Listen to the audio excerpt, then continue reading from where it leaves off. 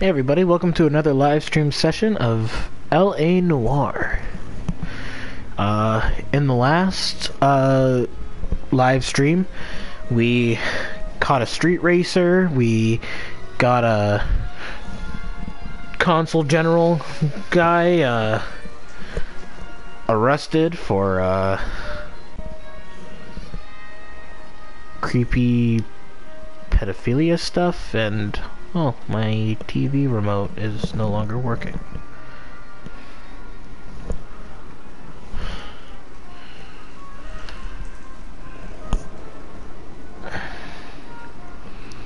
Or is it that it just got disconnected? I have to reconnect it somehow. Whatever. Anyways, we're gonna continue from where we left off, which was the next case.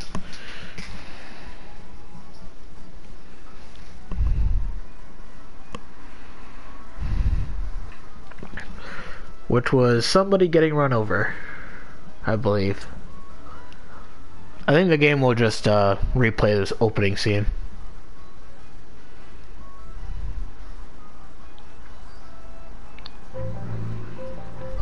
Yep.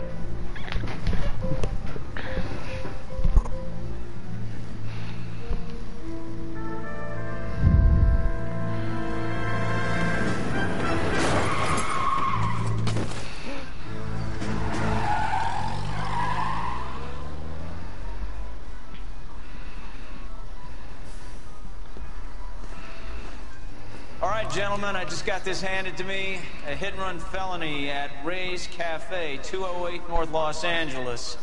Got a patrolman on site. The coroner's on his way. Get down there, see if you can find any witnesses who can put a make on the car. Duh, you got it, boss. I don't know who'd be worse. I've been in this job 20 years. I'm just praying friends come through so I can nail this.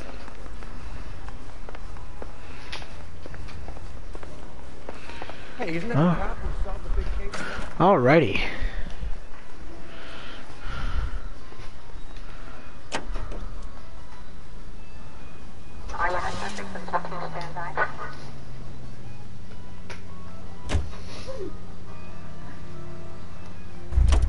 I'm in the wrong car. There's my car.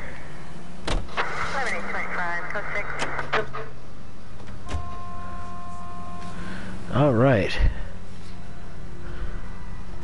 Okay, good. My destination's already been set.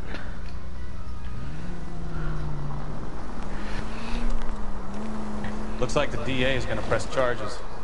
Anna Rodriguez might do time. I'll speak to the DA. She suffered enough. I don't know, Cole. She's an easy make, and the DA likes convictions. I'll convince him to let it go. How do you do that? I'll give him something better.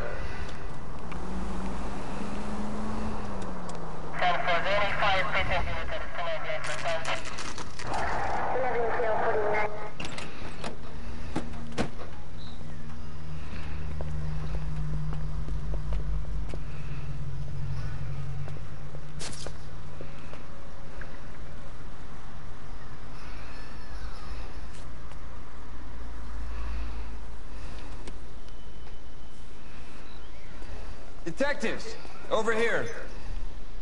Cole Phelps, traffic. What have we got? Dick is a white male named Lester Patterson. Walked out of the bar and into the street. Car hit over there and he ended up here. Dead on impact by the look of it. Have you canvassed the area? The only one with anything useful to contribute is the young lady over there. She lives above the bar. Her name is Shannon Perry. No, it's not a stage name. 24 years old, she left Kansas to follow the yellow brick road. Is that so? We'll take a formal statement later. Right now, we're going to take a look around.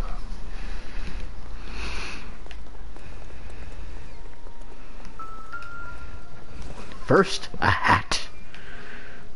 Truly a sinister thing to see. I landed on his face and ended up here.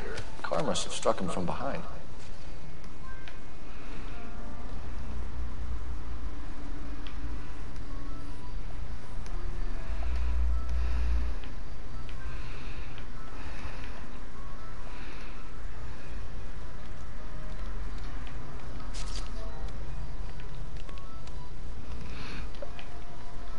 Oh man, you can like hear the cracking of the bones and everything.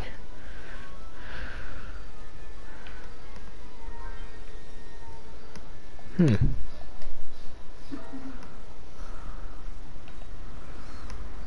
see what's in his pocket. We can notify next of kin.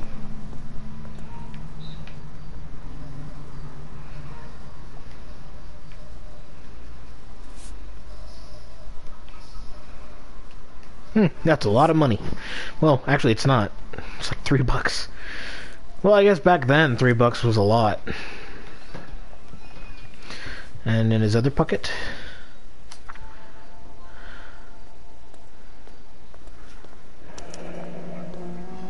Patterson has life insurance.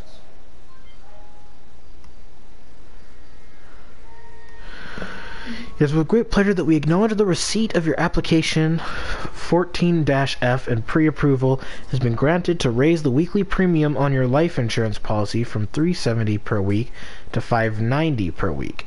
This raise became effective on January 1st, 1947, where our standard veteran care policy entitled you to a lump sum payout of $10,000 in the event of your untimely death or permanent incapacitation. This new plan secures your beneficiaries a sum of $16,000. We at California Fire and Life thank you and wish you good health and security for the future.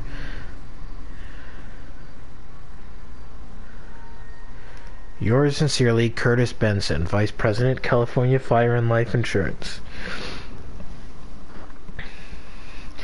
Hey, Zeno. Oh yeah, I love LA Noire. I played it on PC back when it was still, like, really popular at the time. What have you got on the victim? From all reports, he was intoxicated at the time of the accident. I'll know how intoxicated once I've done the autopsy. Looking him over now, I'd say he died on impact. What about the chest wound? Isn't that inconsistent? Very common in auto injuries. Look for a car with a prominent foot ornament. Those things are killers.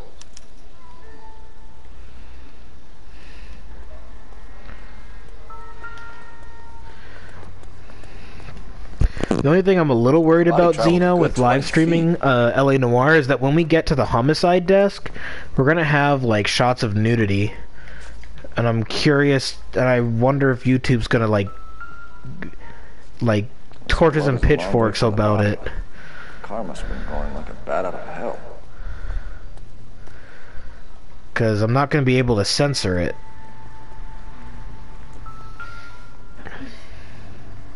So the driver managed to brake before the impact.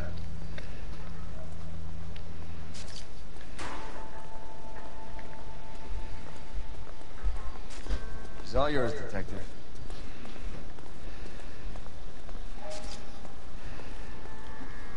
Miss Perry? Yes? I'm Detective Phelps. This is my partner, Detective Bukowski. Can you tell us what happened? Well, I came to the window because I heard people arguing downstairs. Better get some too. Oh, I was going to say tools to censor, but I don't really think I have any tool. I mean, YouTube's editor might allow me to censor it. Not that I'm aware of, though, because this is a live stream. And I don't really have the time to download my live streams and edit them. Heck, the Danganronpa edits I did quickly through YouTube's editing software. I didn't hear what she said. Can you tell us what happened? Well, I came to the window because I heard people arguing downstairs. Then what happened? I saw a car hit that poor man and knock him down the street. What kind of car was it? A dark red Lincoln Continental. Did you see the license plate? Only the first three letters, I'm afraid. 3C8. Okay. Tell me more about the argument you heard. Well, there were two voices. A man and a woman, that's all. Why are you holding out on us, Miss Perry? I'm sorry. I was hoping to tell my story to the newspapers. I'd like to get my picture in the paper. I'm trying to find work as an actress, and things are pretty difficult. Cough it up, sister. We don't have all night. People arguing? They were husband and wife. I could tell by what she was yelling. Intimate things.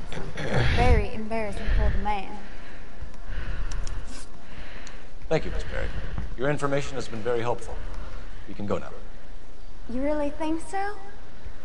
I hope you find that driver and put him away. Certainly got away with the dames, Phelps. Give it a rest, Bukowski. Let's see what the patrons have to say. I'll take the bartender. You work the rest of the room. I'm Detective Phelps of the LAPD. How can I help, Detective? Name would be a good start. Dudley Lynch. Hired help. I run the place when the owner ain't around. Where is the owner? He stepped out. Somebody had to take Lorna, Mrs. Patterson, home. What can you tell me about the accident? Not a lot. It was busy in here, and all I heard was the impact.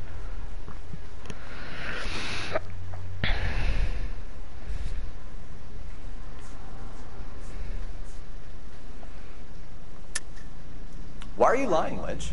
What are you covering up? Is that the best you've got? You expecting me to confess to being the driver?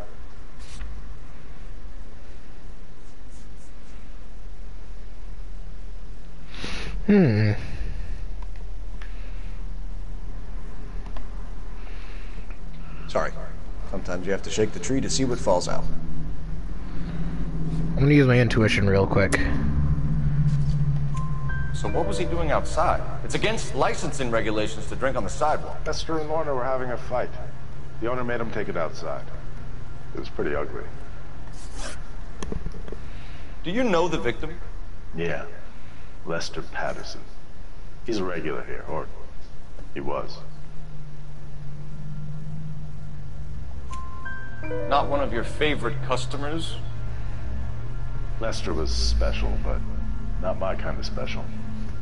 Was Lester drinking alone? No. He came here with his wife. She didn't seem too interested in the booze, though. A witness overheard an argument. Lester and Lorna. There's nothing like airing your dirty laundry in public, is there?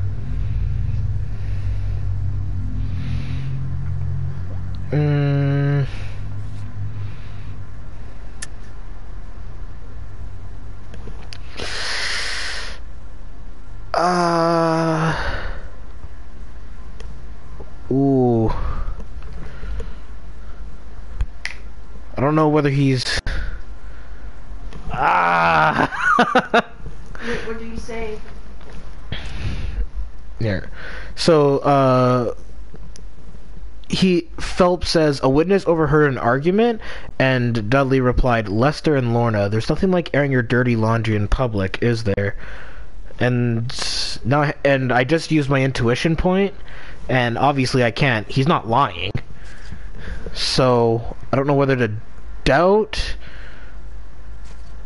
or think it's the truth. Ooh, do I have a... I want to flip a coin. Or something. I'm just going to flip something. Flip, No this offense, game fellas, case. but having a house hanging around Okay. ain't exactly good for business. Alright. This side, truth. This side, doubt. Truth it is. What was it about? Damn it! Who knows? The slightest thing could set those two off. Thanks for your help, Lynch. I'm gonna need you to sign a statement with the patrolman. Sure, no problem. You get anything out of the regulars? They weren't giving too much away. They liked watching Lester and Lorna go a few rounds every other day. And Lester was a fan of the love tap.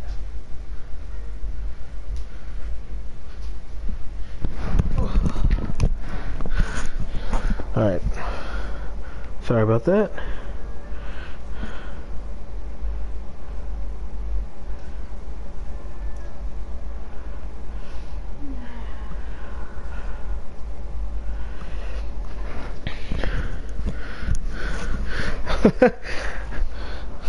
Oh, his name's Lynch. Lynch him for the truth then, to be honest. I wanted to get into it, but never had the time. Honestly, it's a really good game.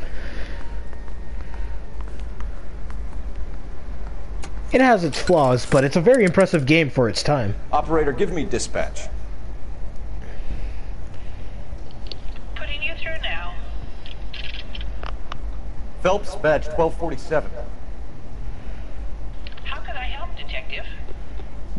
I need to run a partial license plate, 3 Charles 8. Cross-check possible Lincoln owners. Suspect vehicle is a red Lincoln Continental. Just a moment, Detective. Only one possible make on that license. Registered to a William Shelton, 738 West Temple Street. Thank you. Looks like we caught a break on this one. Awesome.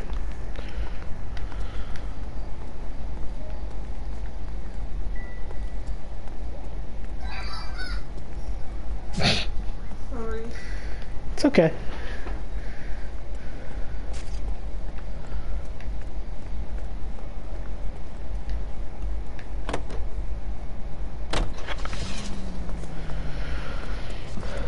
Okay, let's see here.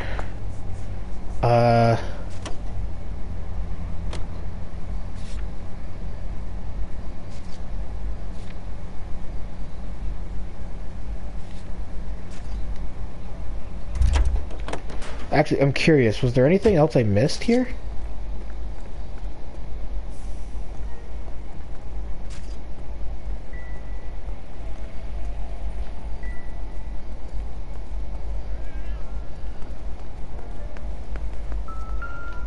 Right, backstory.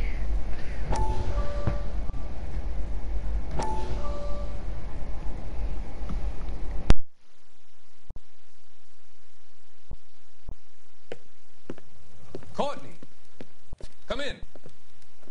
Have a seat. Thanks, Doctor. How are you finding working at the clinic? It's, fine. Are you sure? Can I be honest with you, Doctor? I would hope so, Courtney. I was hoping that the therapy would be more beneficial. Treatment can, unfortunately, be very long-term. So many of the patients here are addicts, Doctor. Many of them have been for years, Courtney. In the past, these people were condemned to sanatoriums. We can reveal the root of the problem. Then we have a chance to help them. And until then, they stay sedated? Do I detect a hint of reproach, Courtney? I was expecting more, Doctor. I'm sorry. I don't mean to criticize. Part of being a physician, Courtney, is learning to be patient.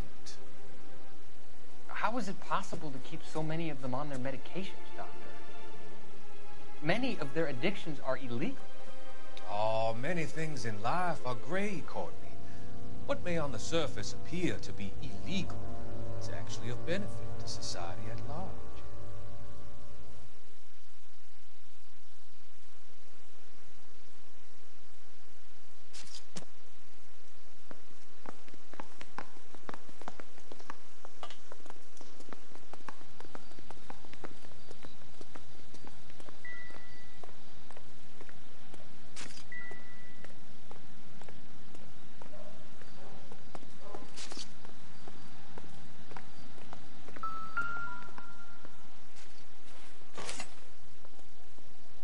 Ah, that's what I was missing.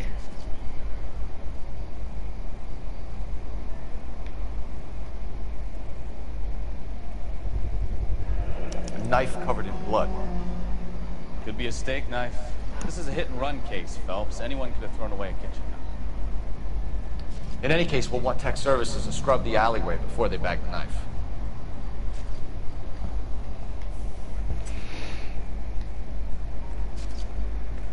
There we go. I knew I was missing something. But now I found it. So we're done here at this location.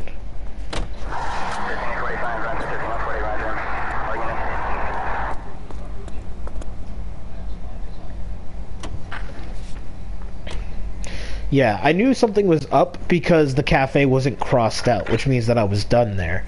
So, so yeah. Whoa! Guy just casually walking the street. So the wife was there when it happened, but then left the scene. You're right. That's pretty unusual behavior. She could be in shock. I saw some people do some strange things in the war after their buddies got hurt. Maybe. Maybe she doesn't give a fuck. According to the patrons, her old man was a piece of work. You don't think... Phelps, the guy was run over. So it worked out well for this broad. So what? Maybe she deserved to catch a break. Who knows? Unit in the vicinity. See the man on 2 Street. Stand by for further. Unit to handle code 3 identified. Well, I haven't told people this, but Zeno, we've got a lot of RPGs to cover in the future. Let's just say I went a little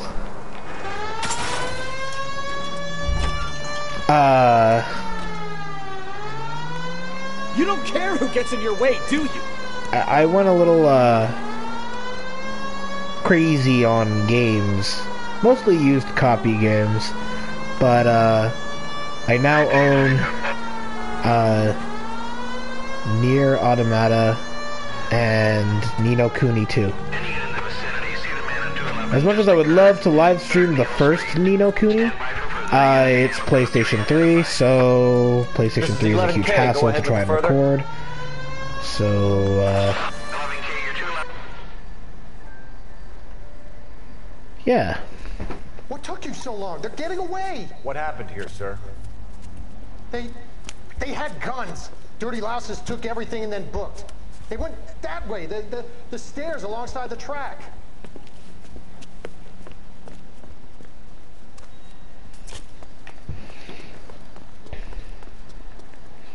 Wait, what's that?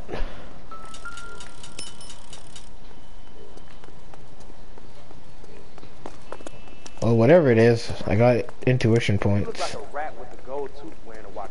LAPD! Cop! Fuck you!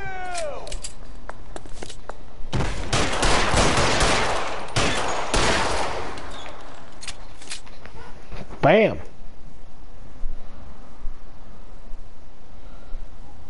Glad I'm not the only one. Well, all I can say is take your time doing them carefully. Yeah, I am. I mainly did like a test run through of Ni no Kuni 2, and I think it's going to be a very casual experience. But I need an ambulance.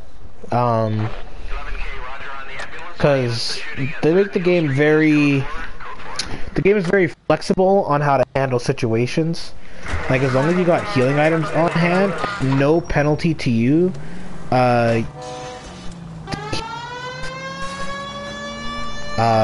Like, you'll pause the screen and everything, and you can use as many healing items to restore your team, without having to waste time in the middle of the fight. So, it's definitely meant to be a type of game where you can, it's an RPG story where you can sit back and relax and just enjoy the story while you play. Which makes sense. It's basically a Ghibli film.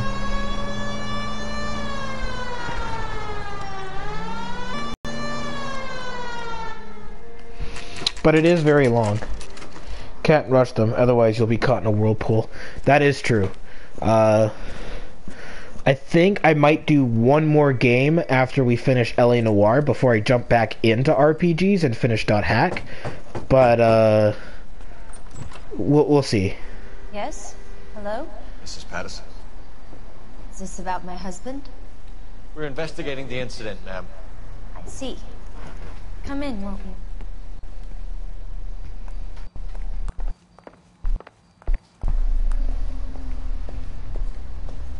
Can you tell me what happened? What's to tell? He got hit by a car and now he's dead. You don't appear to be too upset about the fact. Lester and I met on a furlough in '44. We got married that weekend. People don't understand it now, but that happened a lot back then. I see. So you probably did well to stick it out this long. What's that supposed to mean, mister? I think it's about time you left. I have someone here, I and beg your pardon? You're gonna have to run that one by us again, sister. It's okay, Lorna. I'm Leroy Sabo. Well, well. Nice to see you're comforting the grieving widow, Mr. Sabo. All right, wise guy. Do you have any intelligent questions you would like me to answer? You can confirm Mrs. Patterson's story. Lester lost at cards. He was kinda hard to control when he lost his temper. He turned without looking and walked right out in front of the car. It wasn't good. What's your relationship with Mrs. Patterson, Mr. Moore? Mental cruelty. Lester could be a mean son of a bitch.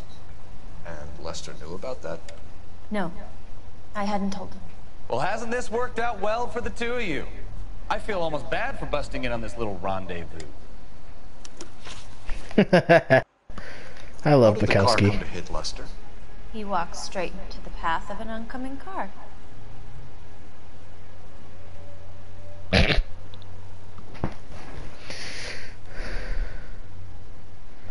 Lies. I'm just kidding. You expect me to believe that, Lorna? It's all very convenient. Gambling for Lester was like the needle for a hophead. He was yelling at me. He was yelling at the whole world. I kind of felt sorry for the driver. Poor guy had no chance. You were arguing in the bar and on the sidewalk. We were always arguing. So what?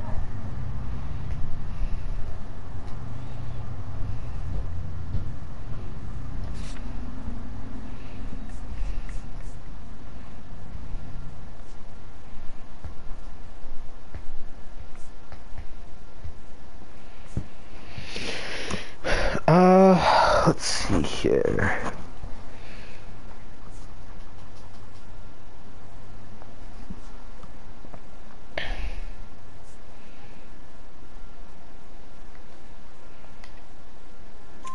Admit it, you were baiting him, pushing his buttons. We can easily get the full story from the regulars in the bar. All right. Lester was playing cards out back. He lost, of course, and wanted back in. He suggested I earn the money on my back to get a mistake. That was the proposition he was putting to his so-called buddies. So maybe I was a little angrier than usual. Let's just say I took exception to his idea. You and Mr. Sabo have an interesting day. I'm sure we will, officer. Now, if you could both just leave. We're leaving, ma'am. Sorry for your loss. I can see what a tough time you're having with all this. Before I leave, though, can I use your phone? Wherever it is. Where is it? There it is. Operator, message for KGPL. Putting you through now. Cole Phelps, badge 1247. How could I help, Detective? Any messages? Just one detective from the coroner. Message reads, Phelps, see me at Central Morgue immediately. Results of the Patterson autopsy. Thanks.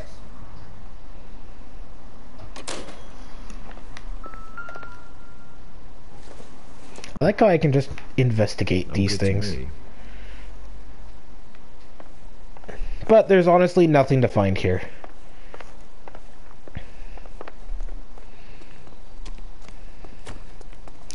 Alright, so we gotta head over to the morgue.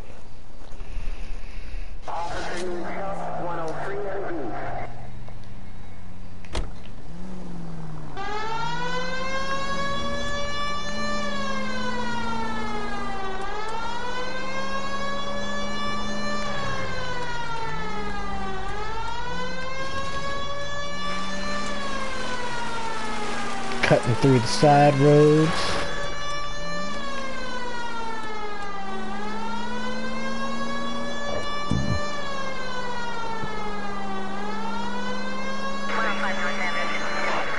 Any central unit, 459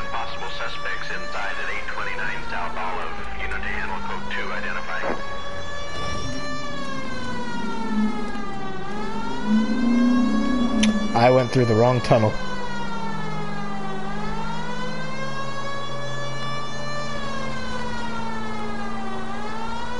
But it's okay.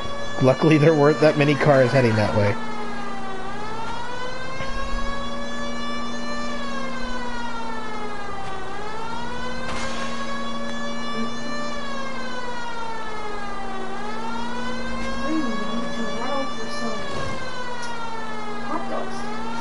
And if you want me to run over hot dog stands, you can go watch the SGB Let's Play where they run over hot dog stands all the time.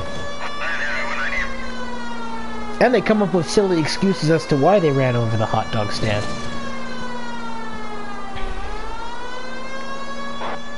Any central unit. 459 with possible suspects inside at 829 South. Unit to handle 2 identifying. This is 11K. We'll handle the 459. Open your eyes! Roger, 11K. Your 459 is at 829 South Olive Street at Silman's Jewelry Store. 11K, code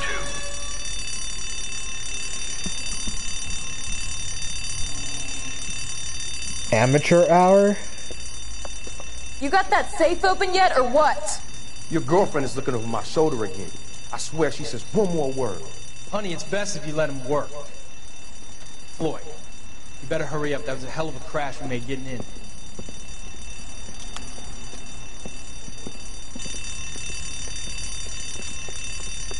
LAPD, hands up, all of you! Jesus! Jake, Morty, come and blast this cop!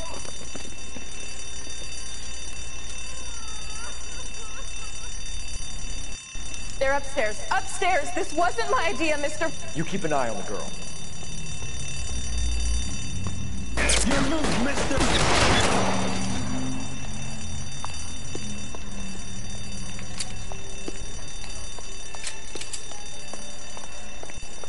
There he is! Blast him!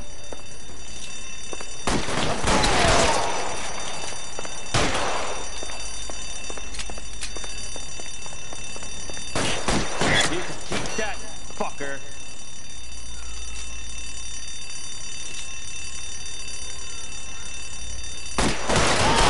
Keep those hands up.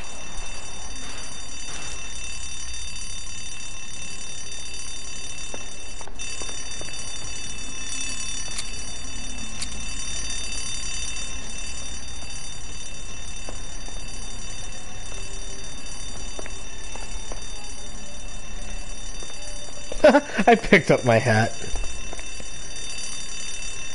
Where's the other guy?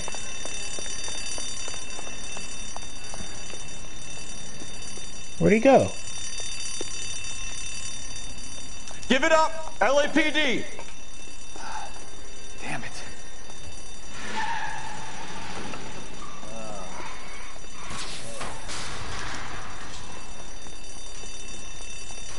Oh, okay, so I just have to come back to get the female out of the suspect. car, lady. Hey, Sapple, welcome back.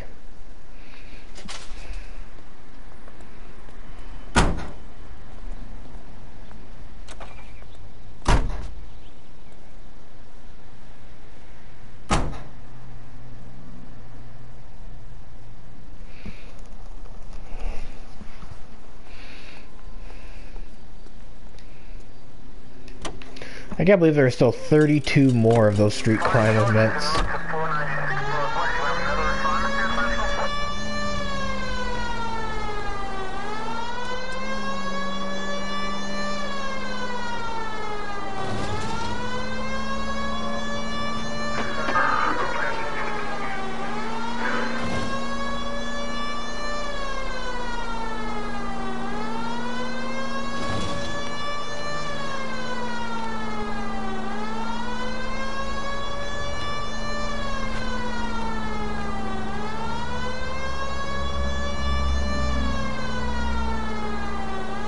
Driving around, having a good time.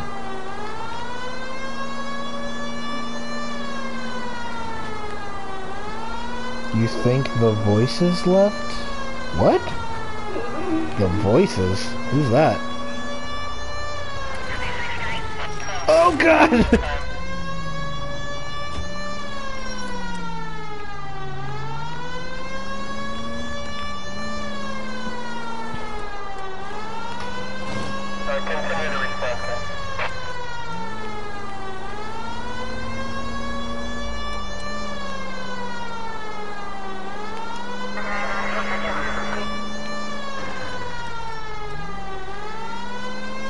Shortcut! Woo! Yeah, goose. That's what I call a shortcut. Okay, Super... Hey, Goku Black. Didn't really need to know that detail, but okay. We can put the driver in front of a judge in less than a week. You'd be making a big mistake. Run that by me again? The victim was dead before the car hit him. 2 puncture wounds to the right side of the thorax. Second puncture reached his heart. You're kidding me. Been doing this job 23 years, son.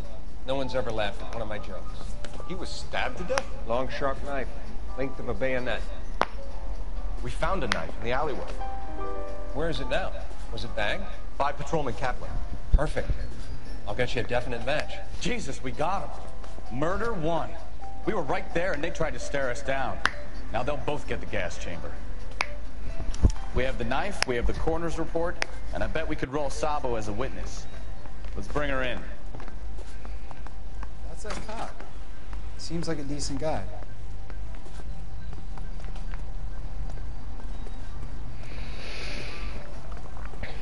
So that's good and all, but we still have one other person we have to deal with.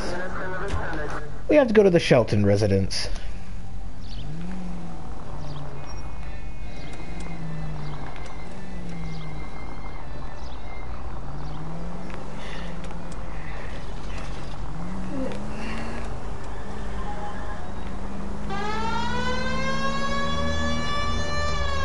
I need to remember that the civilians automatically go to the right because your siren is on. All units in the vicinity, see the security guard at 459 there now at Because that's the law with police cars, is that when you hear a police siren, they want you to merge to the far right lane. Whichever side you're on, closest to basically the sidewalk. To give them safe passage to their destination. Whoop.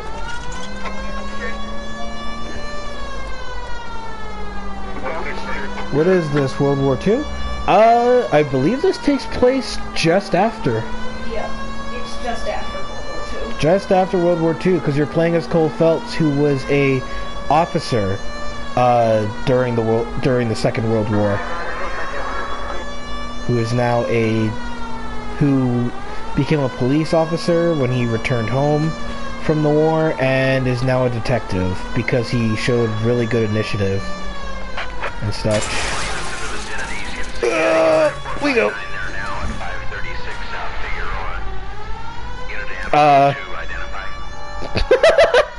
11K, go ahead, KGPL. Car 11K.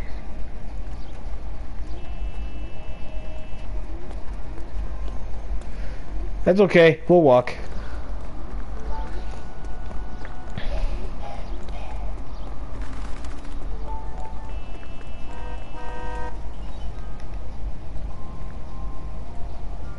I'm sorry, sir. Police officer, I need your car. Be careful with it, copper.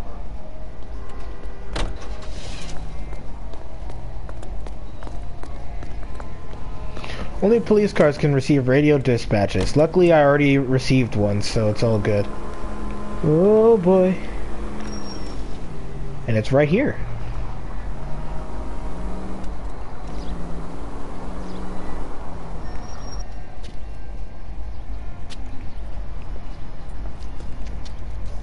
Where the hell have you been? 4 punks been helping themselves to the suits. Oswald Jacobs? You work here?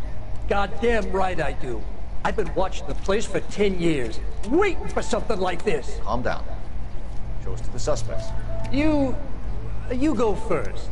How about I back you up?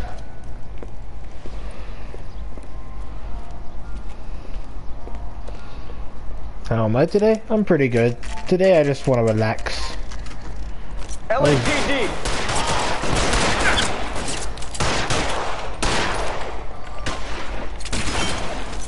Throw out the guns.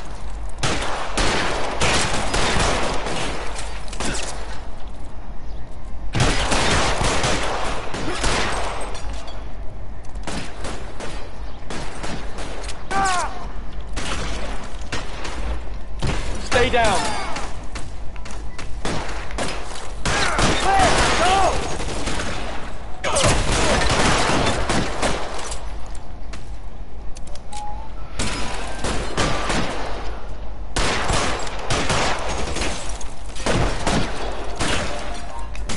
Stay in cover.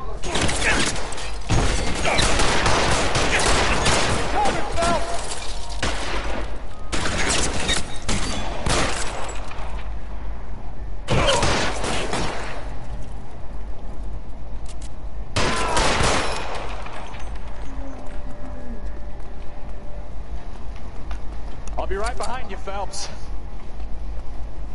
Ooh.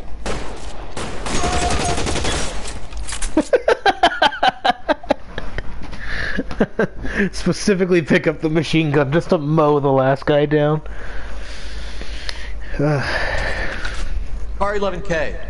Shots fired and suspects are down. We're code 4 here, but I'll need an ambulance at 536 South Figueroa Street, Holters Textiles. Indeed, but you want to know the best part? Also notify whenever you complete a sequence or you load into a sequence to like a location or a call, your car gets regenerated.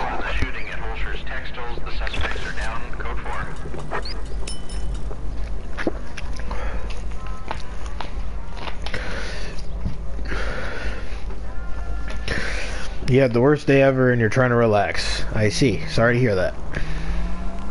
Listen to some very soft music. Soft music, some tea. Oh, tea always helps. Play your favorite video game.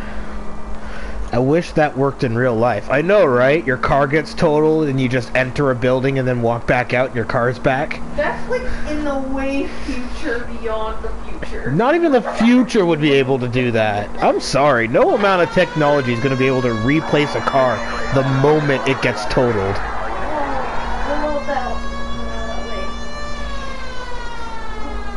Unless it's working by Star Wars Battlefront 2 logic in that everything respawns.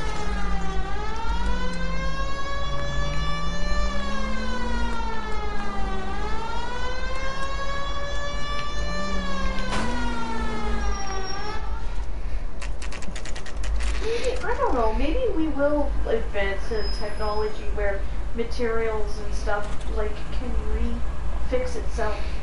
Well, we have 3D printers, but I don't think they'd ever be able to make like metal vehicles that work. You know? Good point. Because like so far they can make structures and models and stuff, but they're not capable of making like actual like automaton things. It's already bad enough that mankind is making AI robots. Hey, that's not bad. That's pretty cool. That's scary. No, it's not. You clearly haven't seen the Terminator. Oh. And you want to know how they test those machines? You want to know how they test those machines, though? The humanoid ones? They push them. They bully them to make sure that they can withstand that stuff. They showed them like testing their balance structures so that if they were to be like pushed or like they go to trip, they know how to get up and stuff like that. But that's just it. They're humans bullying robots that are able to think for themselves and act appropriately.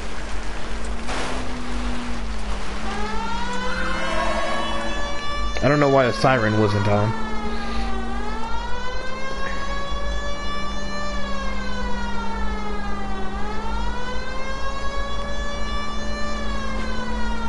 Enough games, Phelps. Take this guy out. No wonder he killed someone driving like this. Guy. No. Don't let that asshole get away. You're gonna lose him. No, I'm not. I'm good. Jump on it.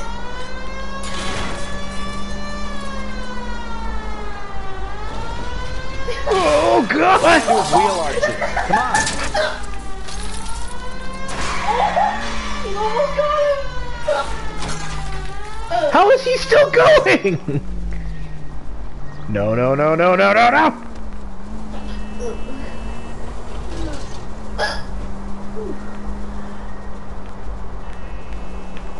Damn it, this got so exciting, I got the hiccups. He's heading into the station. Go on, get after it.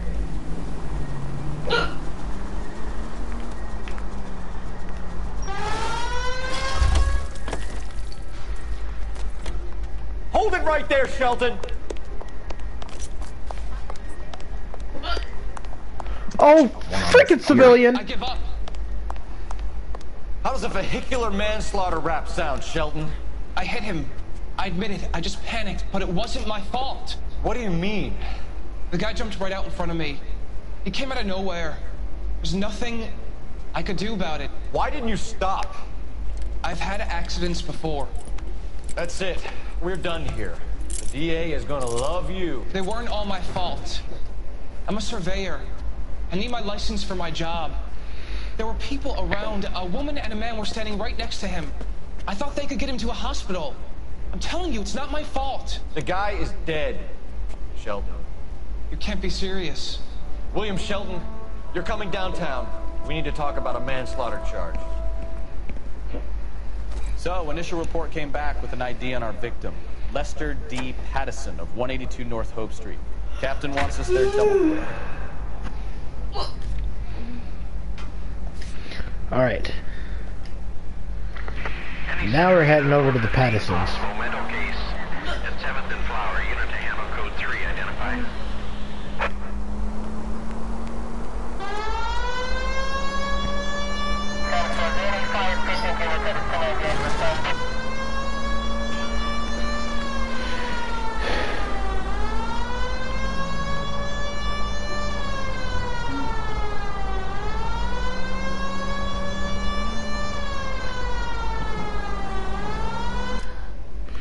.3D cutters cut metal and use the cut metal to build a car with a robot on a mechanical conveyor belt. Yeah, but to be able to have that everywhere you go, though,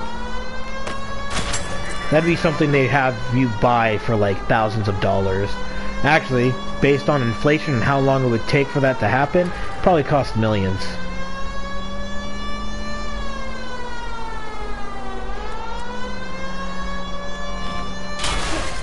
Oh! Can we try to spare the general population, please? Slow down before that someone guy I gets ran hurt. over was a jerk to his pregnant wife and kids.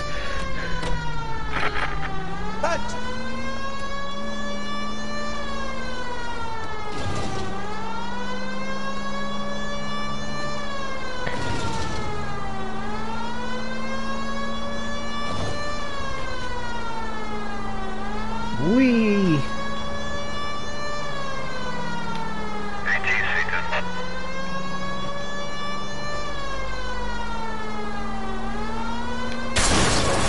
What the hell is wrong with that guy? He just stopped in the middle of a cross into an intersection. Oh, a police car. We'll just stop right in this intersection. Clearly that'll help.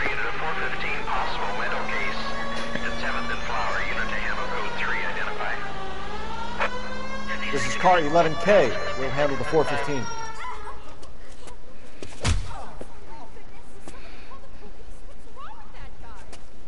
You're the one who's been sending cosmic rays into my room. I'll show you. Yes, sir. You're not going to control my thoughts anymore. Just calm down, sir. You'd like that, wouldn't you?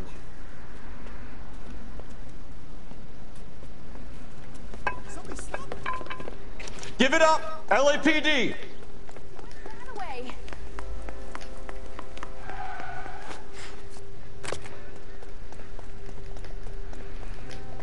Put your hands in the air!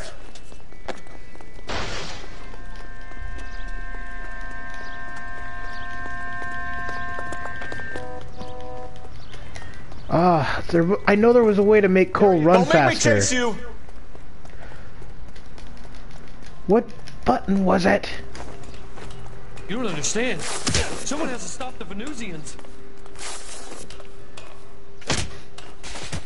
Really?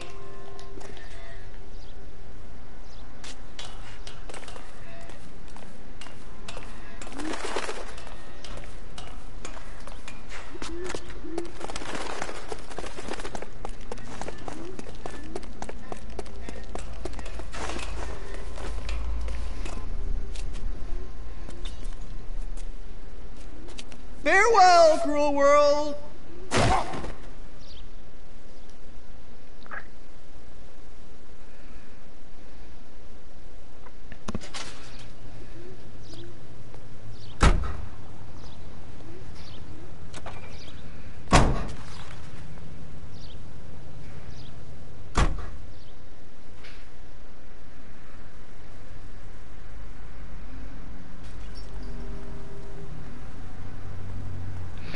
Well then.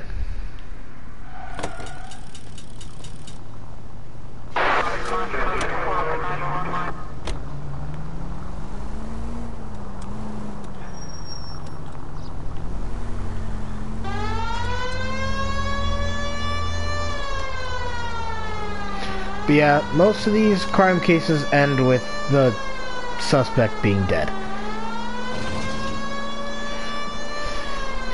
The thing is that, like, I don't know if there's something that I'm doing wrong during a chase sequence that I'm not aware of. Like, is there a button I should be pressing? Yeah, just stop, clearly. I don't know.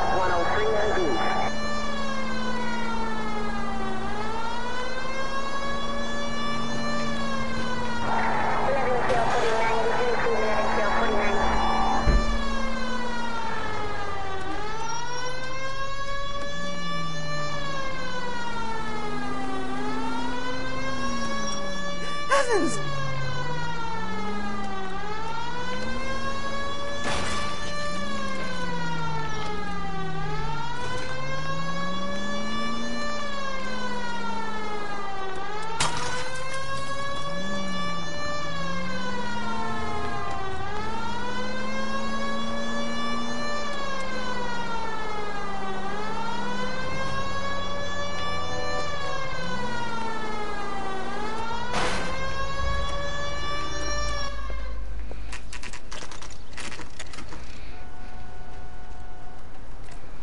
Here we go.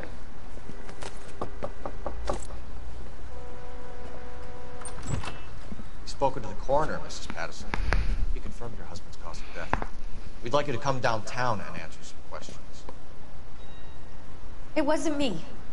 It was Leroy's idea. Leroy stabbed him. I had nothing to do with it. Where is Leroy now? He's in the bedroom. You're very good, Lorna. Put the gun down, Leroy.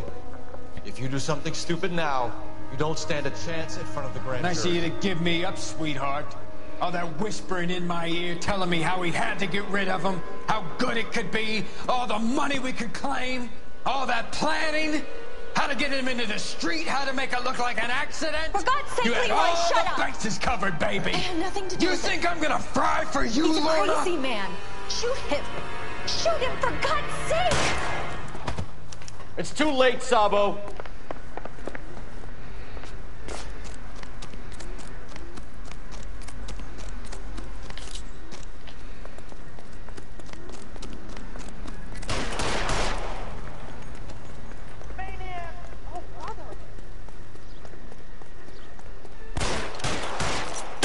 Sabo, stop or I will shoot!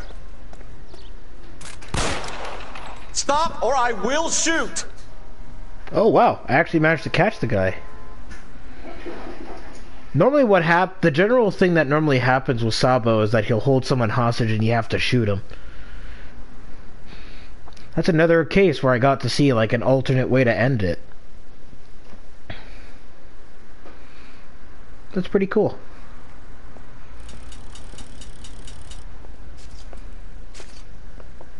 So, I give you a hit and run, you bring me back fraud, conspiracy, and first-degree murder. This is how a good detective operates, Phelps. You take nothing at face value. You keep digging and asking questions until you get to the truth.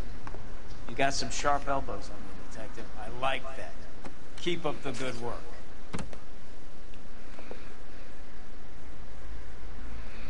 Alright, and that's that case. Oh, I missed a clue.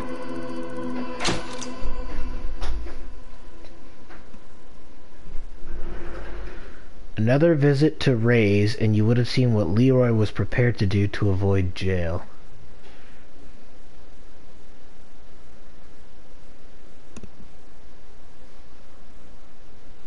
Oh.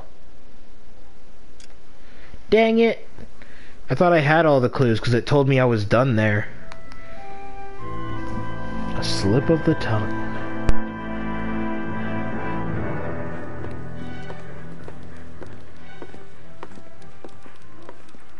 Phelps, Bukowski. B-Cop says he located a green Kaiser Fraser from the hot sheet. Address is 6 West 2nd Street.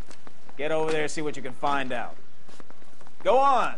Sorry to inconvenience you. We're on it, Captain. All right. I swear the more bent cars we bring in, the longer the hot sheet gets. Pays the rent, though. Keeps Mrs. Phelps in the manner to which she's accustomed. I'm not sure she'd agree with you. Passionate, romantic type like you, Cole? I don't believe it would. I don't care. I don't go in for letting gangsters off scot-free.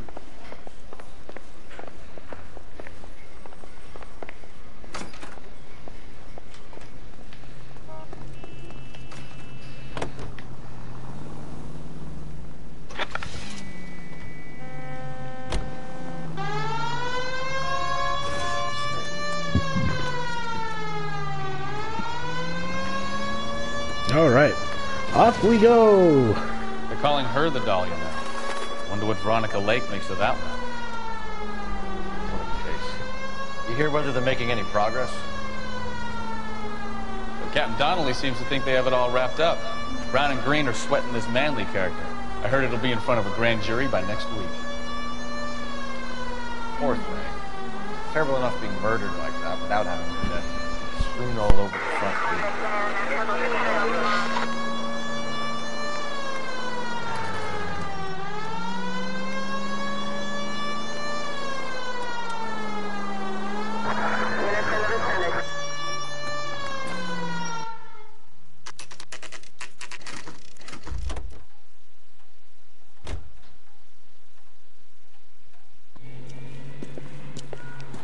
That's the car, Cole. Just pulling out of the drive. Get it. Remember, we need him healthy enough to answer questions. 1247, Detective Phelps, requesting immediate backup. Car chase right off the bat. Green Kaiser Fraser from 6 West 2nd Street.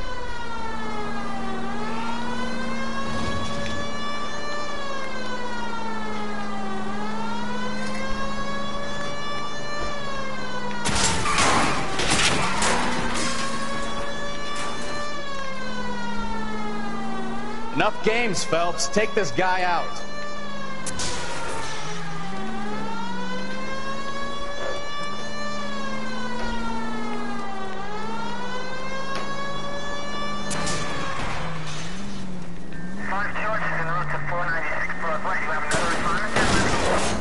Oh my god. Go, go, go, go!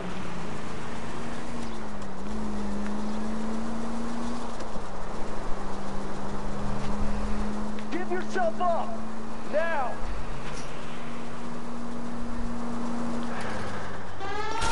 All right. Maybe I was a couple miles over the speed limit. Get bracelets on him, Phelps. Out of the car now! Why did you run from us? I saw a big car in my rearview mirror with two tough guys bearing down on me. What would you do? What's your name? Cliff Harrison. You're under arrest. For what? What are you talking about? Nice try. I'm talking about the car being stolen. You're out of your mind. I bought the car, and I've got the paperwork to prove it.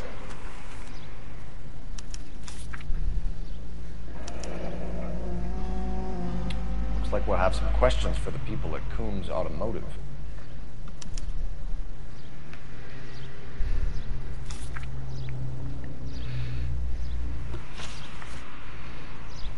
You purchased this car from Coombs Automotive Company? Yeah, that's right. And the ownership papers? From the same place.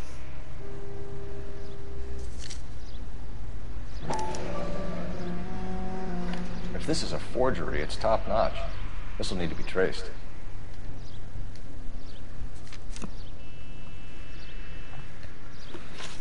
All right. You have a criminal record, Mr. Harrison? No, nothing like that.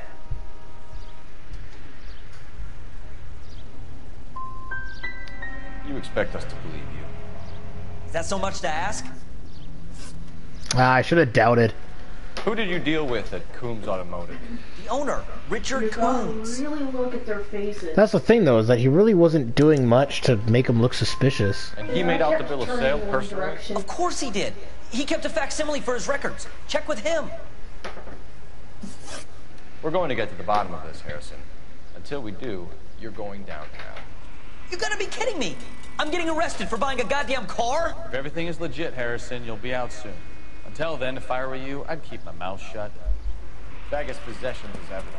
Have him arraigned for grand theft auto. Right, Detective. Do you know who my father is? We need to get to Coombs Auto and check out Harrison's story.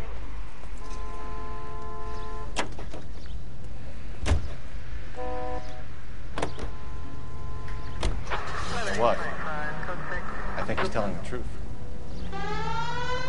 Some of the most convincing people you will ever listen to are born liars. Usually they're called politicians.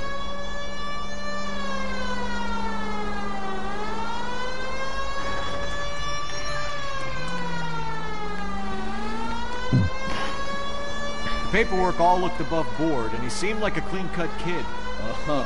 Well, I get it now. You see some kid who's basically you 5 years ago and assume he's got to be innocent. I'm more than happy to be proved wrong. Hey, if he'd been black or Hispanic, you'd be singing a different tune.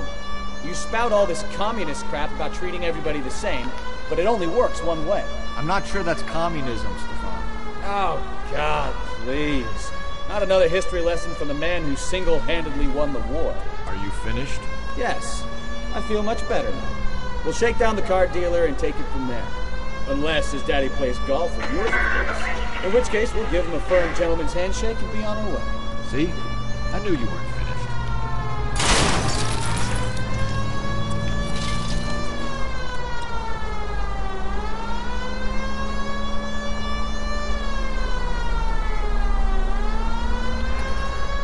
Okay. Sapple, if you're hoping for me to read that out loud, I'm not going to.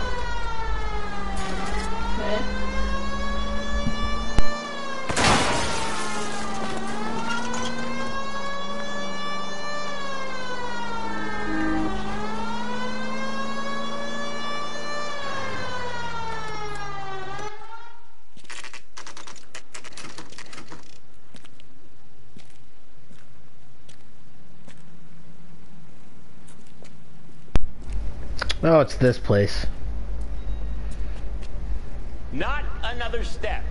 I have got a Buick Century sedan that would be absolutely perfect for you. Detective Phelps, LAPD, are you the owner? That's right. Richard Coombs at your service. You looking to trade in a black and white, boys? Mr. Coombs, we're investigating an auto theft. A man by the name of Cliff Harrison claims he bought the car here. Well, some people would say that my cars are a steal. That's a joke, son. Very amusing, Mr. Coombs. I remember Harrison. It was a green two-tone Kaiser Frazer, if I remember rightly. Do you have the bill of sale? It's in my office. Walk this way.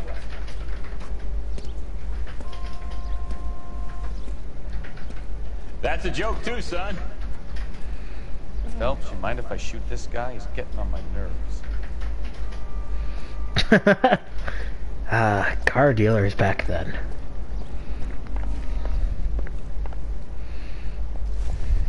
Here it is. Got the original pink slip there, too.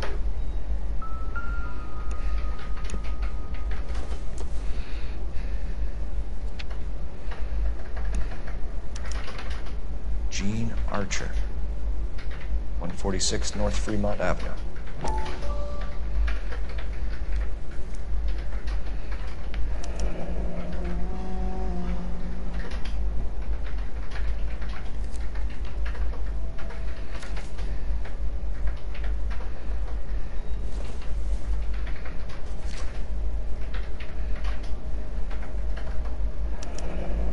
Harrison's purchase receipt was legit, at least.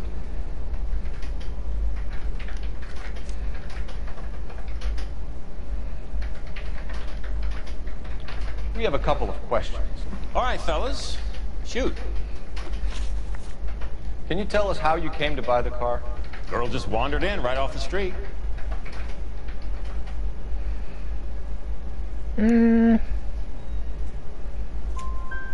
Nothing unusual about the car. Not really my usual type of vehicle. Price was certainly right, though. Nice girl, but about as sharp as a bag of wet mice. Did you pay with check or cash? A check. She wanted it made out to cash, but I insisted. Man has to watch his cash flow. What name? I made it out to Gene Archer on the Bank of Arcadia. Okay. Can you describe this Gene Archer? Brunette, maybe 25, 26. A little on the plump side, but not bone ugly.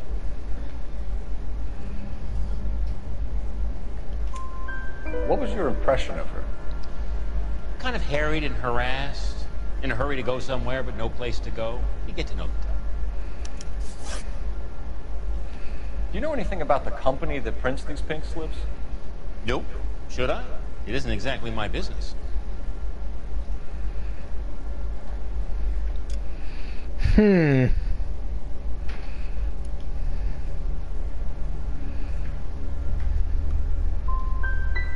These pink slips are leading us to something big, Coombs. It's time to stop being cute. I'm going to assume you're having a bad day, son. I sell cars, not paper. When exactly did you hand over the check, Mr. Coombs? Close of play on Friday.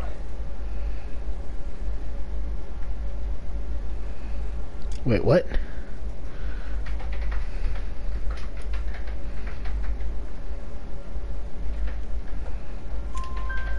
Why didn't you pay her cash? You knew the car was dirty. I had an inkling. When people are in a hurry for money, always pay by check, son. Gives you a couple days to back out. This was all above board. Yes, of course it was.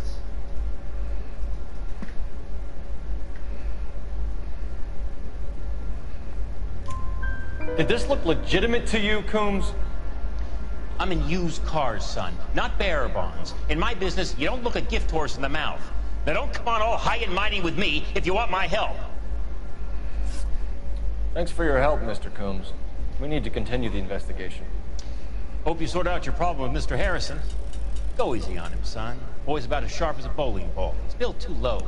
The fastballs fly over his head. Let me shoot this guy, please. You have a pleasant day, Mr. Coombs. Bukowski.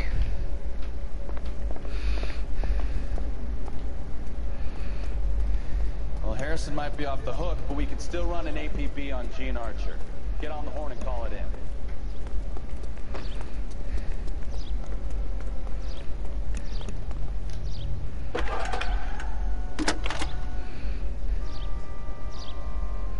Phelps, badge 1247. How can I help, Detective? Requesting an APB on Gene Archer, age approximately 25, on suspicion of Grand Theft Auto. I'll relay the information. I need an address on a Marquee Printing Company. Marquee Printing Company, sure. Just a moment. Aliso Street, near San Pedro. Are there any messages for me? A James Velasco is being held at Central Station on suspicion of GTA. Possible link to the Harrison case. They're waiting on you to conduct the interview. Thanks, ma'am.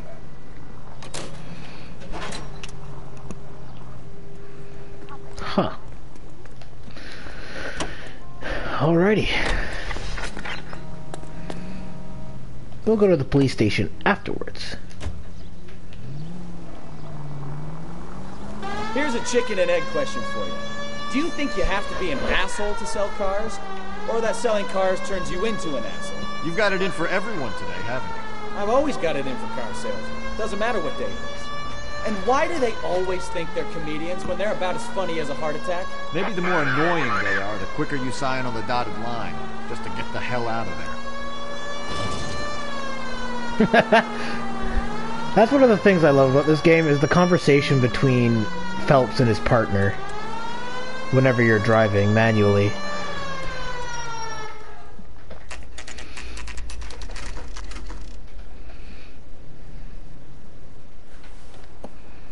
Empty. Should have known that Archer broad would have given us a false address. We should go to the station, see what this Velasco guy has to say.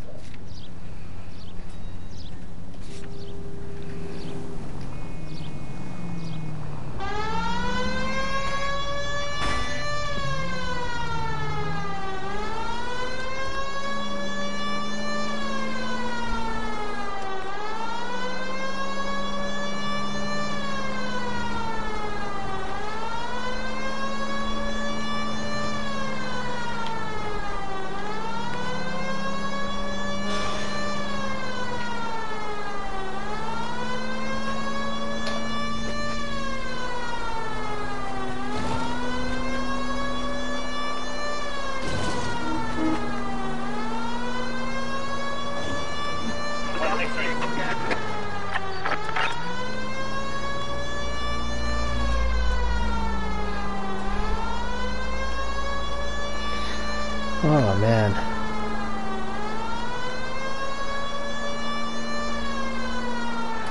But yeah, probably once we start getting into other cases, I'm gonna start auto-traveling. Well, now you've either got to stop or put your fucking foot down.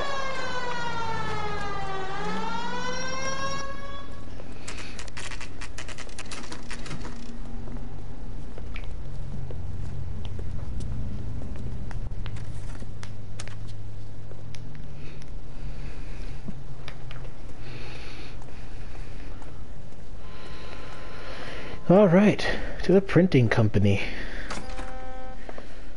And what can I do for you, gentlemen? I'm a traffic detective from Central Division. Who's in charge here? I am, Gordon Lightfall. What's this about? We understand that your company prints California vehicle titles. Yes, I have the government contract to print pink slips. I've done for some years. Have you had any goods or equipment stolen recently? We're running up against stolen cars with seemingly legitimate paperwork. Not recently. Have you ruled out forgery? There's no shortage of talented artists in this town. We'll keep it in mind.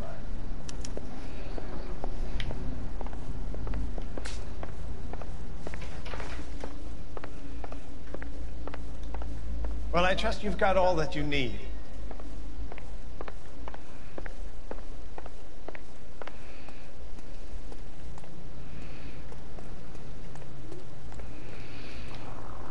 I guess this is a place I'm gonna have to come back to.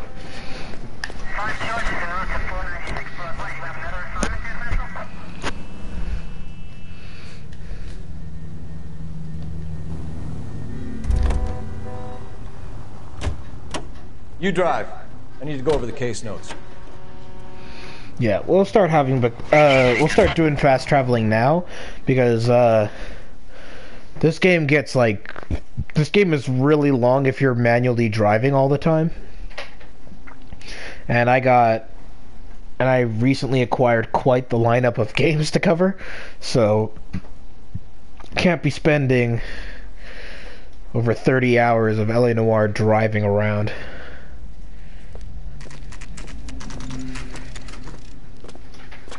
I still have to manually drive though for like car chases. Detectives, Velasco is prepped and ready in 2. Another stolen car with legit papers. Thanks. Straight through the red.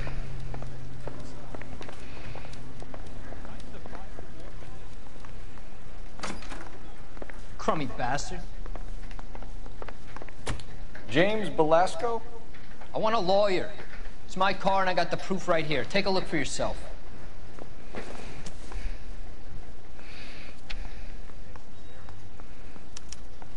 The paper is real enough, Velasco, but the car isn't yours. This pink slip is a forgery.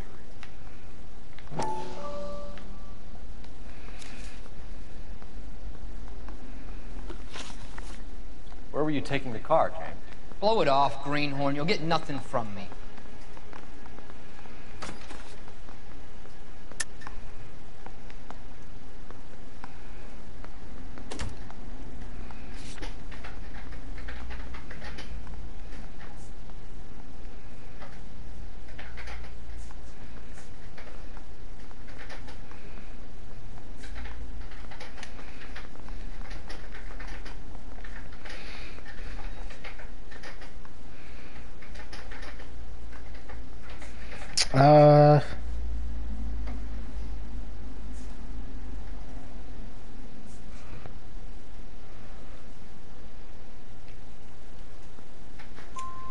You're a two-time loser. If you don't give me something, I'm gonna ask the DA for the maximum. You're looking at 10 years, Velasco. Kiss your youth goodbye. I want a deal. Keep talking and we'll see what sort of deal you're worth. My job is to drive the cars out of state. Nevada, Arizona, sometimes New Mexico. With the paperwork they provide, it's normally a breeze. Does the name Jean Archer mean anything to you? Nope. Never heard of her.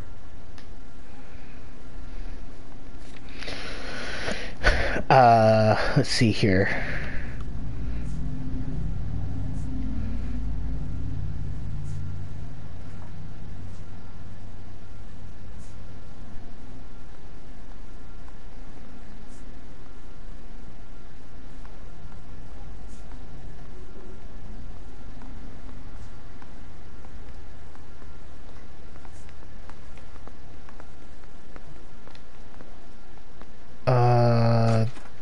I'm gonna go with doubt. You want my Damn partner it. here to convince you that you do know her? I'm giving you the straight dope. I don't know no Gene Archer.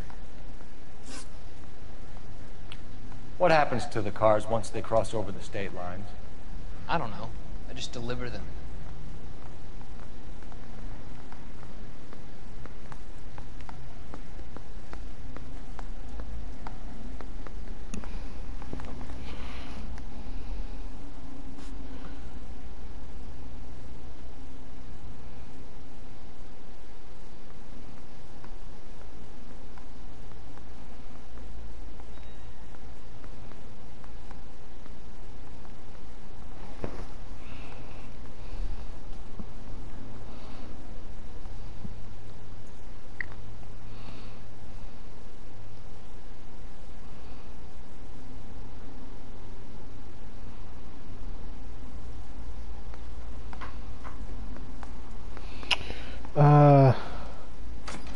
Why does You got Bullet something to say? Glasgow remind you Let's of hear it. iDubbbz? I couldn't tell you, buddy.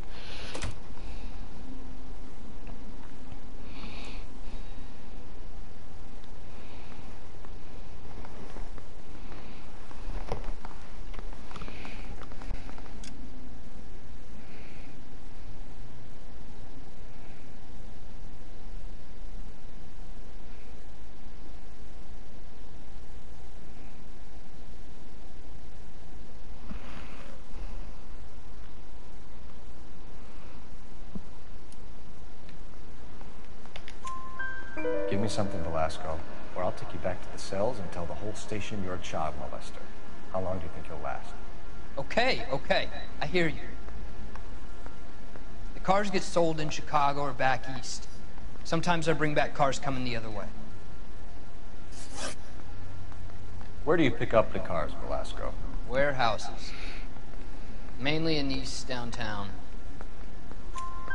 An address, Velasco. You want my help with the DA? Cough it up, now. A place on Industrial Street. I don't know the number. You're gonna help me out, right? Keep talking, kid. See what we can do. All right, James. We're gonna check if this information is worth anything.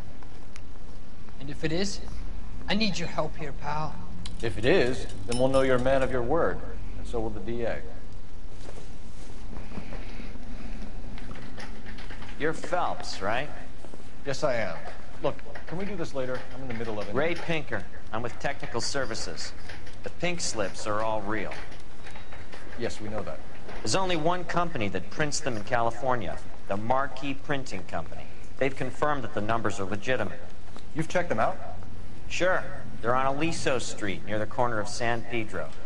The guy I spoke to was Lightfall. Gordon Lightfall. Here, I wrote it down. Thanks, Ray. This is a great lead. We'll get down there as soon as we can.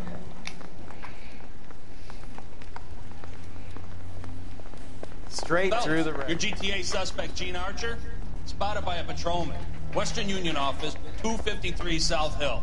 Less than a minute away down the street if you run. Go! She won't hang around.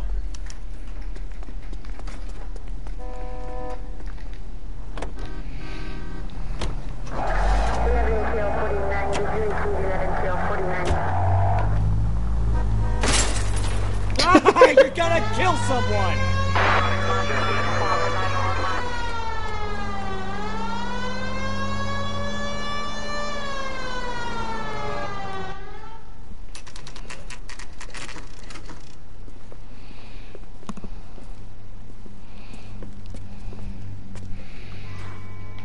Okay. LAPD. We'll take it from here. God damn it. Everyone's against me. Look, just let me get my money and get out of here, okay? You look sweet. How about giving a girl a break? That could be very nice. I'm afraid I can't do that, Miss Archer. Stefan, call for black and white. Just my luck to get the only hair sure cop in the LAPD. The car you sold to Coombs was stolen, Miss Archer. There won't be any money. I handed over all the right paperwork when I sold it, Buster. Gene, you've blown open the whole operation because you were dumb enough to try to sell one of the cars. What do you think they're going to do to you? Give me something. I was just doing what they do. They paid me $50 to drive the car. I made $2 grand selling it. You made $0. And if they catch you, you're dead. Is that all your life's worth? Look, a girl needs things. I don't see you looking out for me. How long have you and Belasco been delivering cars? Who is James Belasco? You're lying.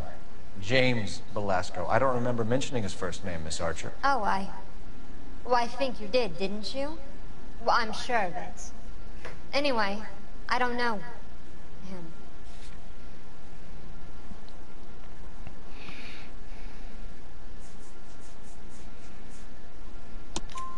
You aren't sharp enough to lie to me, Gene. You and James Belasco share the same address on your pink slips. We have him in a cell. Okay, so I know the creep. The pink slips are real. The home addresses are always vacant lots. Bigelow is always boasting that the paperwork is legit and that if we stick to our stories... And don't try and sell the car? Yeah, that too. Tell me where you picked up the car, Miss Archer. Look, I can't remember. Let me go, will you? Please. What have I got to do? Trying my patience here, Gene. I'll have the reporters down here and have your picture in all the papers. You'll have nowhere to run. All right already. I get the message. I pick up the cars from a guy named Bigelow. 58 Industrial Street. Big warehouse full of goons. Now you've got what you want. Can I go? Please? No, you sure can. We've got a car waiting outside for you. Some career advice, Gene. Get out of crime. Marry someone boring who has money and will find you captivating. Is this guy for real? He takes a little getting used to, but yeah, he generally means what he says.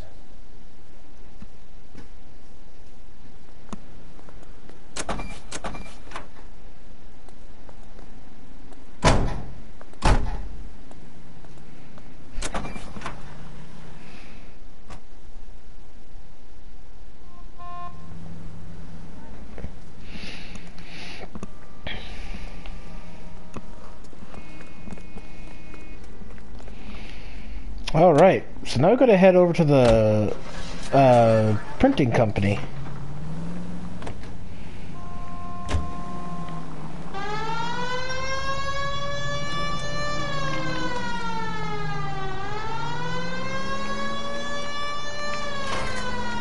Friendly girl. Used to getting her own way. Little did she know her feminine charms were useless against the impenetrable Cole Phelps. She's not my type.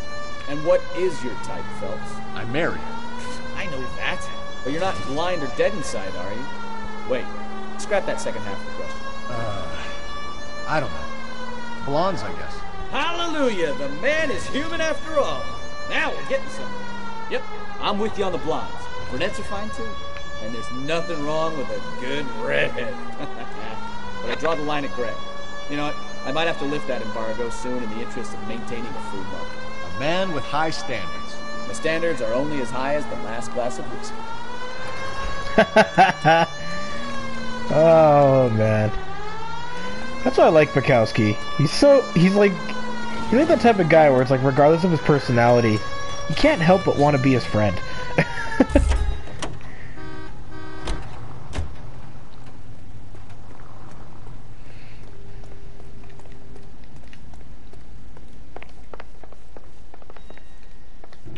We have some questions for you, Mr. Lightball. Mr. Lightball, we're currently working 2 auto theft cases. Do you know anything about a car theft ring? Certainly not. Why would I get mixed up in a thing like that? Dude, that was suspicious as shit. We have suspects with legitimate pink slips that were printed here, Lightball.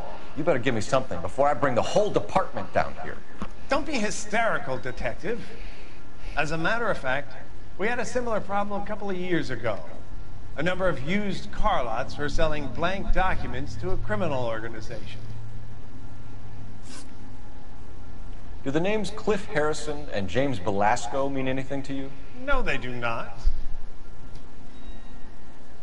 He's lying. He's trying. Oh, yeah, there it is. Harrison bought his car from Coombs.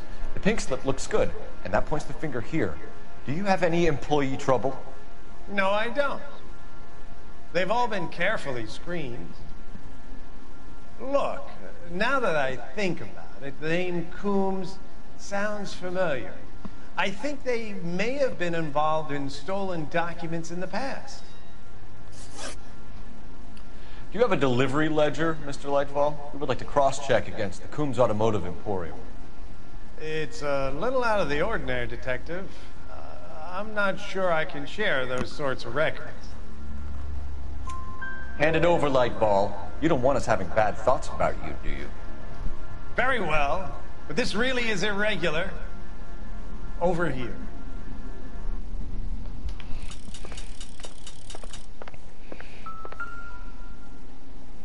Look for patterns, recurring names, unusual addresses, anything out of the ordinary. Alright, let's see here.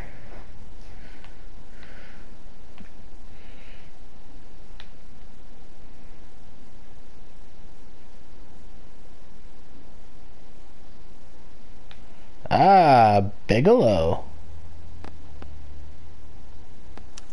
You certainly encourage repeat business, Lightball. This Mr. Bigelow is a good customer.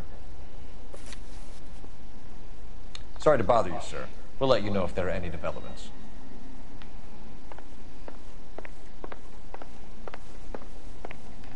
Come on, Bukowski.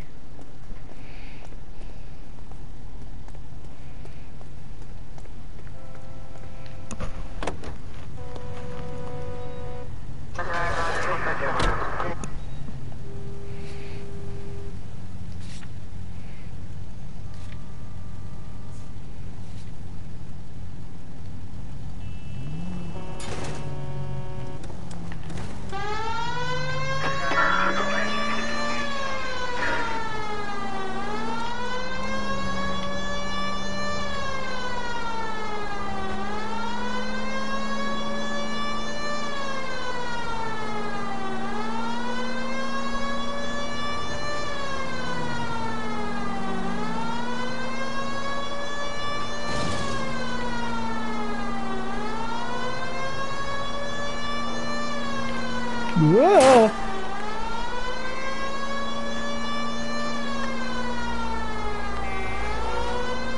What is my PlayStation name? I thought you already had me on PlayStation. After how many times I've said it too, I thought you would have known.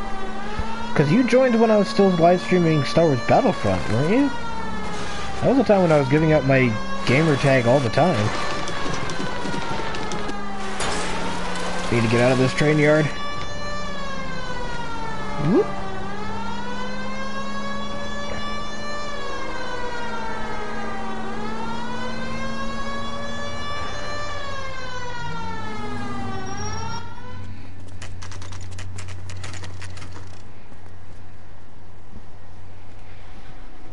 We should call for a couple of black and whites. We can flash her down here. I thought you Marines were gung-ho, Cole. You have a 45, don't you ever want to use it? I'll take the back. Just give me a few seconds to get around there.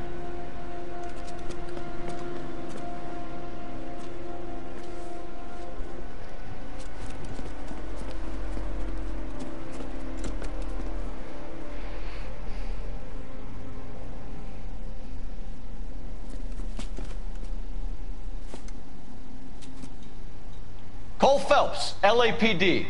All of you are coming downtown with me. Think so, huh? Look sharp, it's the cops.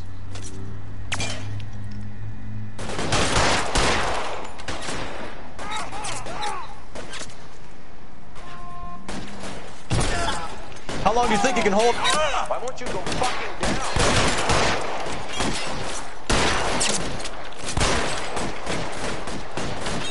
You're pretty brave for a dead man. Throw out the...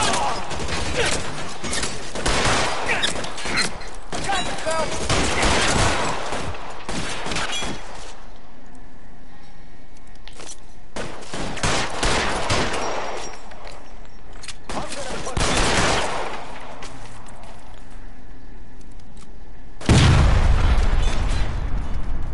Dang.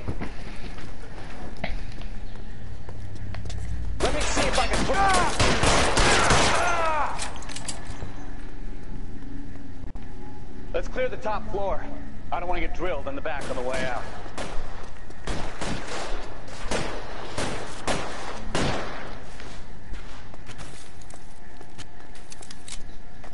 You're gonna get yourself killed. You're surrounded, and your buddies are dead.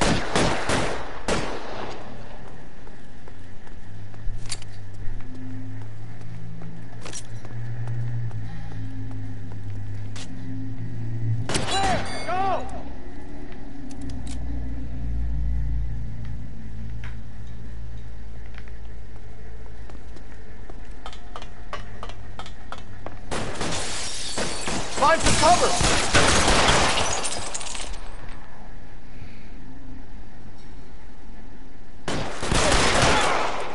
Booyah! Try the door at the end. I heard something.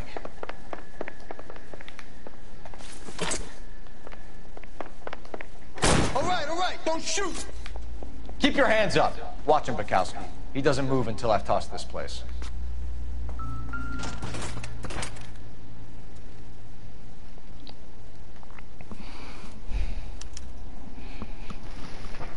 Marquee Printing Company. There's nothing like going direct to the source.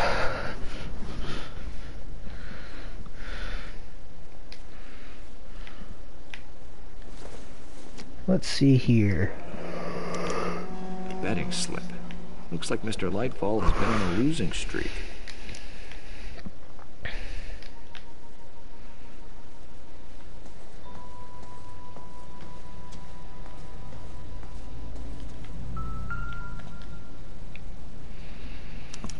There are enough slips here to keep them stealing cars till Christmas. We've got a trail of pink slips and stolen cars that leads right to your door, Bigelow. You're in this up to your neck, but I don't think you're the man in charge. Make it easier on yourself. Give him up. I do work on cars for customers. You charge in here shooting up the place like it's the Ballad of Bulge. I can't give you anything. We know about marquee printing. You can make this easier on yourself by giving us your man on the inside. I sometimes repair cars and put them back on the road. I need a pink slip to resell them. There's no problem. Man, that kissy face he's got. There are at least 4 dead men in this warehouse. A couple more. Punks won't make for that much extra paperwork. We'd be doing the legal system a favor. Okay, tough guy. I get the message. Lightfall. The guy who runs Marquee. He's the big shot. He likes to spend big at the track. He owes me.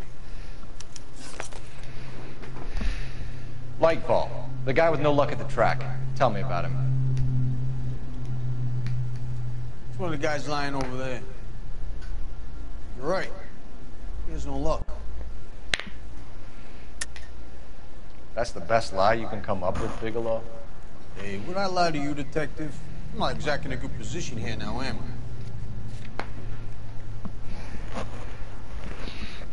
Wow, I got a lot of evidence here. But the delivery ledger. Gordon Lightfall owns Marquee Printing, a government print shop. He's losing big at the track. He has these big government contracts. He's in hock over 20 grand. If the feds find out, contracts will be all over. Lightfall plays ball. All right, Bigelow. The heat is off you. Play your cards right and you'll be able to count your time in Quentin on one hand.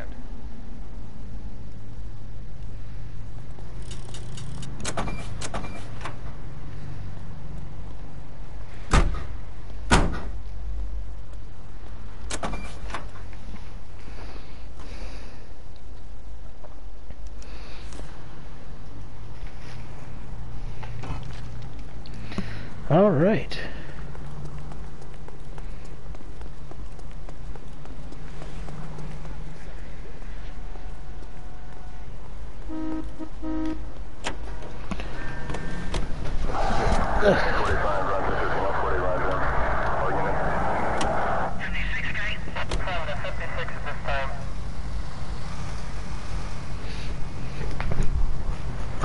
There we go. Alright, so now we gotta go back to the printing company and go deal with Lightfall. mess. Ugh, gonna take some cleaning up, that's for sure. Wish it hadn't gone that way. Well, they shouldn't bring guns to work with them. We didn't have a lot of choice. You have to admire the barefaced cheek of someone who tries to blow your brains out one minute and pleads innocence the next. Yeah, especially when he's surrounded by evidence. But guys like Bigelow spend so much time convincing themselves that they're not doing anything wrong that they actually start to believe their own bullshit. They get sloppy. Bigelow, Lightfall, all of them. If they hadn't, who knows how long they could have kept this racket going. Complacency or greed. It's always one of the two that brings them down.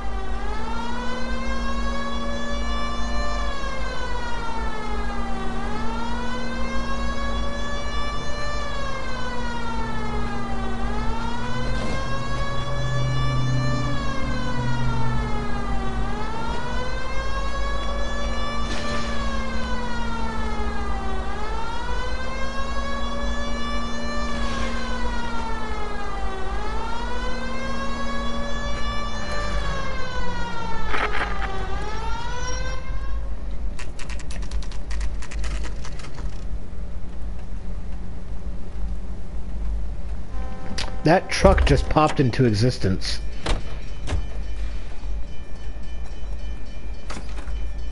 You're under arrest. You again? This harassment is starting to wear thin. We found a box of pink slips in a warehouse full of hot cars. You signed for them, Lightbulb. I signed for all the orders and deliveries. You'll need something better than that, cowboy. Save it, Lightbulb. We already have all we need to send you down. I've had enough of this. You either produce some shred of proof, or I call my attorney.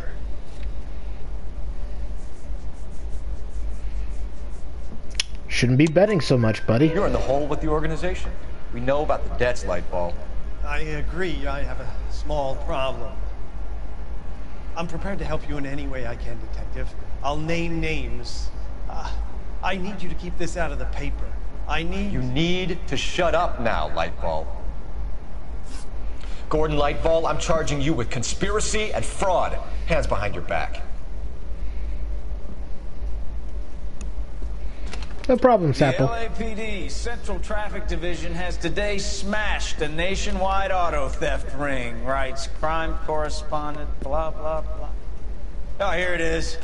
Traffic squad detectives confronted a large group of armed thugs. After an exchange of gunfire, more than a dozen dead criminals were removed from the scene. The LAPD sustained no casualties. Damn fine work, Phelps. Now get out there and nail some more bad guys, will you? I want to finish reading this.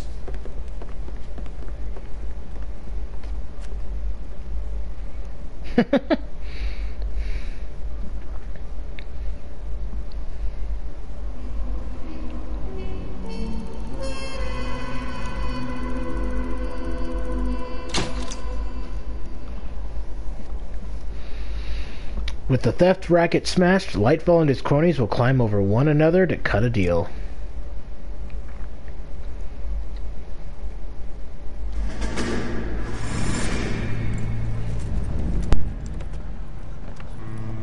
My family runs a shipping business in San Francisco. We used to have 2 ships a week to Tokyo. We've been in shipping for 2 generations, Hank. I've never been on a voyage anywhere. I feel like Odysseus in the beginning of his journey. The Odyssey took 10 years, Cole. This is the American century. America can rule the world after we win this war. We need to stay alive, Cole. These men are counting on us. Have you heard what the veterans are saying to each other? No. Golden Gate and 48. That's 4 more hard years of fighting.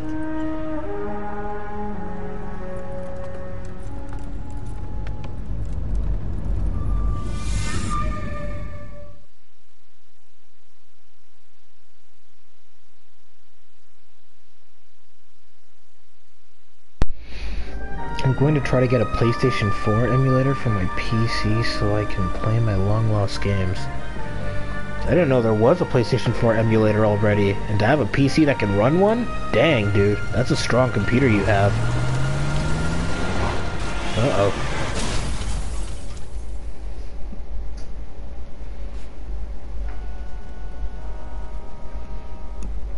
Bukowski, you have a new case. 2 women, possible drink drive. How was that a case? The broad says she was doped and that somebody tried to kill her. Where did this take place? That's the bit you're gonna love. Right across the street. What? A Chevy Styline took a nosedive off the escarpment, fetched up underneath a Cola King billboard. Up to it, boys. We got bad guys to catch. Honestly, I love this case just for its setup and how the guy's See you like. later, fellas. Try not to work too hard. You, banshee little boys. Tear to my eye watching my caterpillar grow wings. I just love the whole idea where he's like, Educated, hardworking, straight as just an arrow. right across the street. They're like, what? No way.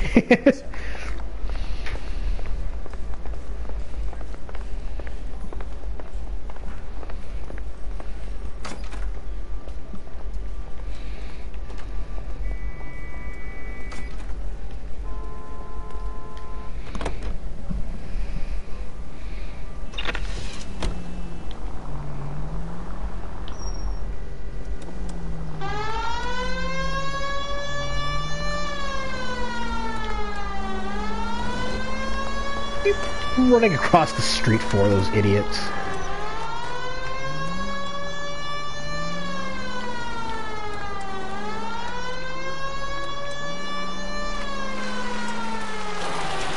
Stop just ahead.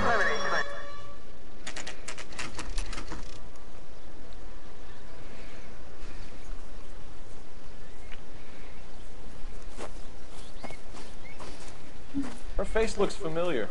Well, that's June Ballard, Tarzan's sister, beast of the Amazon. She's married to Guy McAfee. The captain has moved to Vegas now, but the two of them still have juice. Phelps, traffic. Detective Phelps. Hey, Bukowski. Long time no see. You could have called this in by megaphone, Enrique. Phelps, this is Enrique Gonzalez. Enrique was a pretty decent middleweight. What do we have, Gonzalez? Broad drives right through the empty lot and off the side of the escarpment. Her stories that a movie producer doped her and her friend and sent the car over the cliff. Was anyone hurt? Driver's beat up. Not too bad considering. If she hadn't hit that billboard, we'd be scraping both of them off the paper. Passenger's a Jessica Hamilton. She's just a kid. She's pretty knocked around. Kid gonna be all right? I think so. They've taken her to central receiving. If you want to take a look around, stall the ambulance. Thanks. Do that. One more thing. Watch out for the driver. She cuts rough.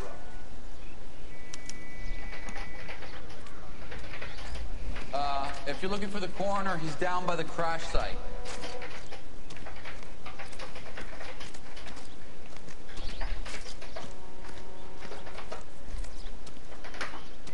Mrs. McAfee, we would like to ask you a few questions, if that's okay. I prefer to use my maiden name, June Ballard. You might be familiar with some of my work.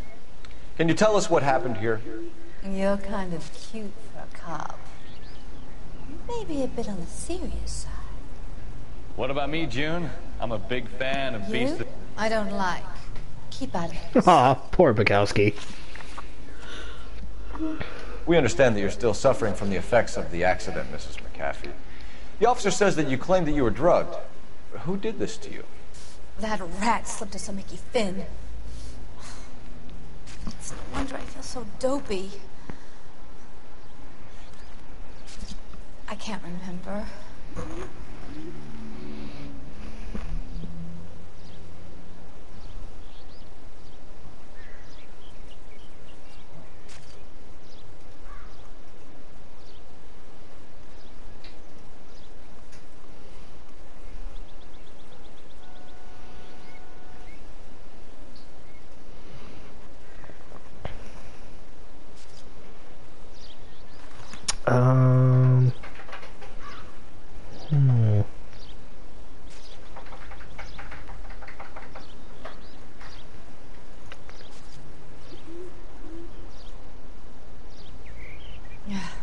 Do you get paid by the hour for doing nothing?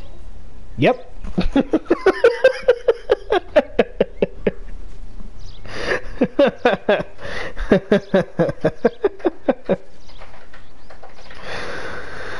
Oh, dear Lord.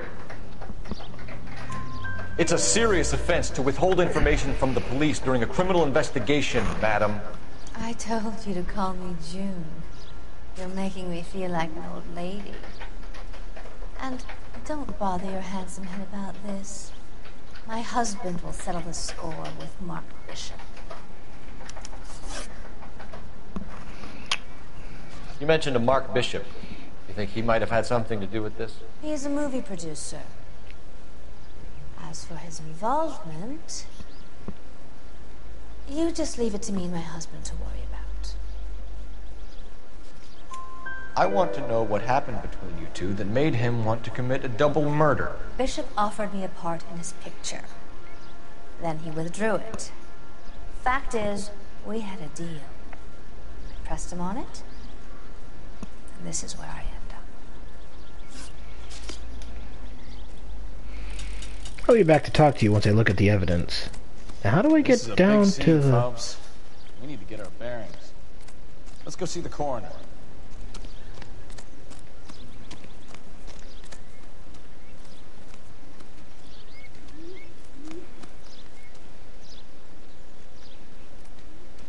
I don't know where to go to get to the coroner. Do I go down this way? Yeah, there we go.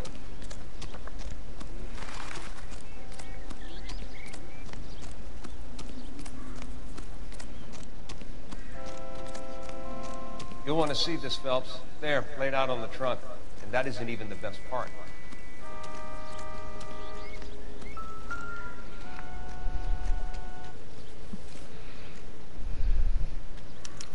They've been torn off. Where did you find them? They were stuffed in the young lady's handbag. I'll run a trace for semen when I get back to the lab.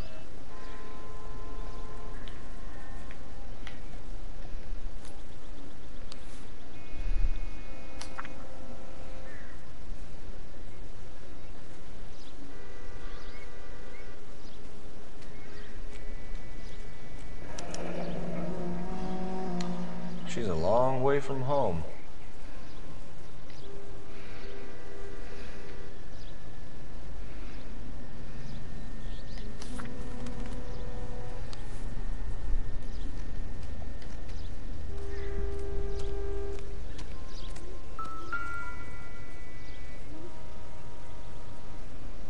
Looks like they're lucky they weren't more badly injured.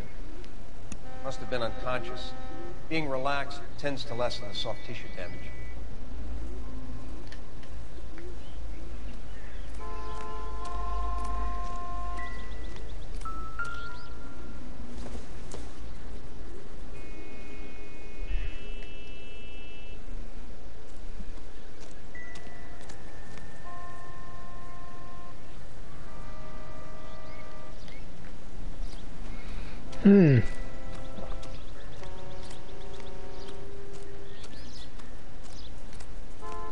Drunk driver? Maybe not. How so? Well, a head I found without a body piqued my interest. See what you think. Alas, poor Yorick, I knew him, Horatio. Is it real? No.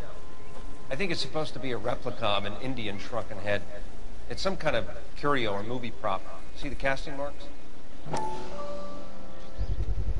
What's it made from? Plaster of Paris would be my first guess, then painted. So we can rule out the murder angle? No, you can rule that in. That thing was wedging the accelerator to the floor. Whoever did it wanted these women dead.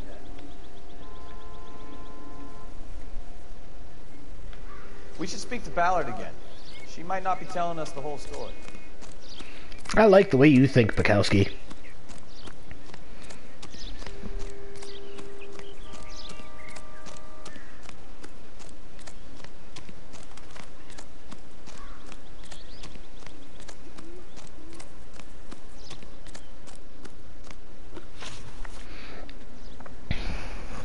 What can you tell us about the passenger in your car? Jessica Hamilton. Poor Jessica. It's been a rough day for her. She's desperate to break into movies. What more can I say? I think you're lying, Mrs. McAfee. I think something happened to Jessica yesterday before the crash. I'm offended, Sunshine. Do you have any proof? More proof than you can handle. Miss Hamilton's underwear were physically torn from her body. She wanted to go to a casting. I took her to a casting. Whatever happened after that is between her and Mark Bishop. We found a shrunken head. It was used to tamper with your car. You see, I normally don't drive off cliffs. The last thing I remember is getting behind the wheel. It's obviously some kind of movie prop. You must know where it came from. In case you hadn't noticed, I am the talent. And the talent doesn't deal with props or sets or any of that kind of stuff. Why don't you ask Mark Bishop which prop house he uses? Mrs. McAfee, I think it would be in everyone's best interest if you accompanied Patrolman Gonzalez back to the receiving hospital. I'm going to be okay. These guys can take me home after my lawyer and I have talked to the news hounds. Mrs. McAfee, you are still under the influence of narcotics, and you're likely to go into shock once the drugs wear off. And I thought you were a heel. It's nice of you to be concerned. I think we're good here. Let's go see what we can shake out of the kid.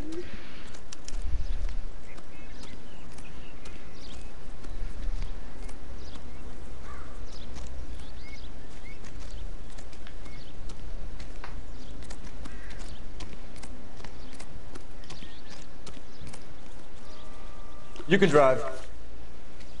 All right. Where to?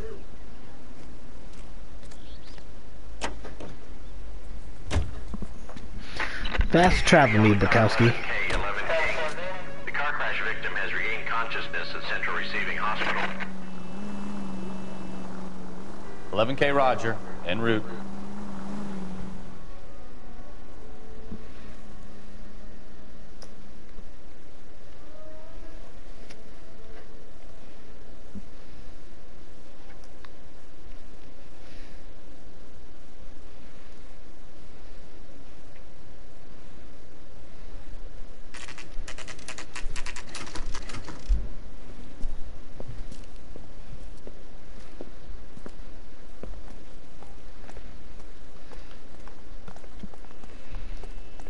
Alright, let's go see Jessica Hamilton.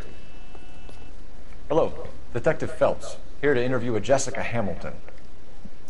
Jessica Hamilton. Oh, yes. She's in the room right behind you, Detective. Thank you. You can't hold me here. No, I don't Feeling better need to since be this morning, manhandled by a Jessica? doctor. I need my lawyer. My head still feels Where is the telephone? Do you know who I am?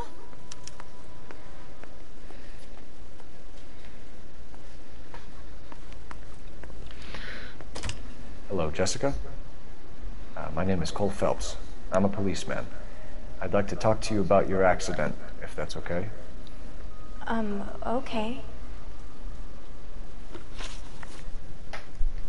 Can you tell me what you remember about the crash? It's all kind of fuzzy. I remember waking up here. Nothing happened yesterday. Tell the truth, Jessica. Why the big cover-up? I'm not lying to you. We found your underwear in your handbag, Jessica. You need to tell us what happened. The doctor told me what happened. I didn't want that. I just wanted to be a star, to be in movies. I told Junie what happened, and she told me to toughen up. But that was the price of stardom. Did she now, cold-hearted bitch? It's not Junie's fault. It's not my first time. I had a boyfriend back home, but my father found out about him. Even if you consented, Jessica, you're still underage. We need to get in touch with your parents, Jessica, to tell them what has happened. Oh, you don't need to worry them. They sent me along to stay with Aunt June. They trust her to take care of me. You're lying, Jessica. How are we going to make this right if you lie to us? Please, Detective, why would I lie to you?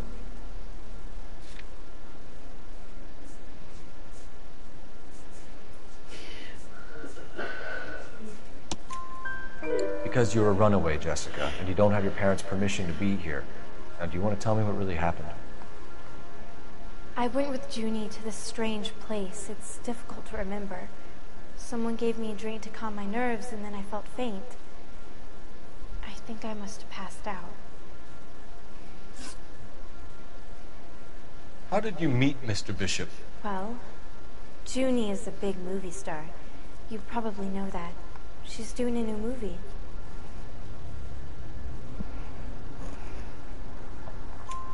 What's the story with Bishop and Mrs. McCaffrey? Why does he want the two of you dead? That can't be true. Mr. Bishop seemed very happy today. I mean, yesterday. And that's why he wedged a shrunken head against the accelerator pedal and punted the two of you over an escarpment? I overheard Junie speaking to him on the phone a couple of times. Screaming, really. She can be very hard sometimes, Junie. But they seemed okay yesterday, like they worked it out. I know what happened to you, Jessica.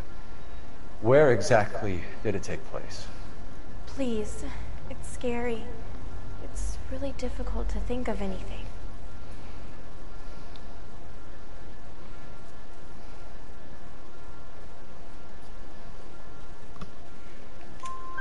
Jessica, I really need you to help me here. I remember the mermaid. Was the mermaid in the movie too? No, it was on the front of a building. We pulled up in front of the mermaid. Thank you, Jessica. You've been a big help. Here's my card. If you think of anything or you need some help, just get in touch, okay? Okay. I think it might be a good idea if you went back home till you felt better, Jessica. I couldn't do that, officer. What if I got the part and I wasn't there?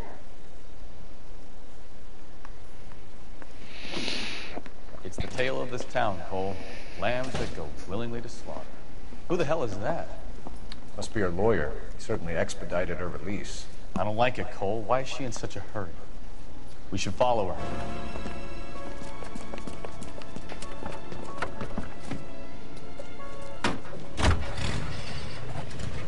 There she goes. Come on.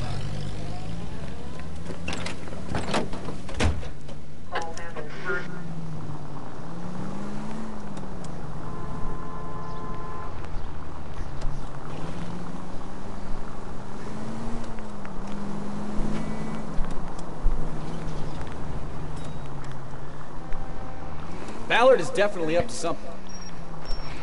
Alright, so this is our first tailing mission. We want to keep following, but not get too close. But we also don't want to fall too far behind.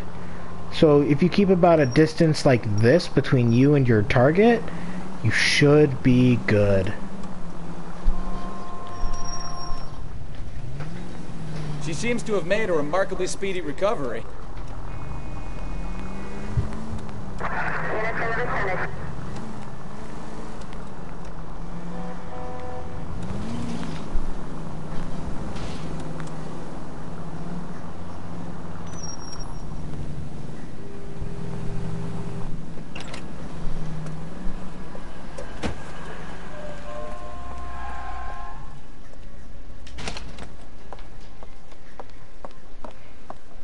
Get in there and see what she's up to.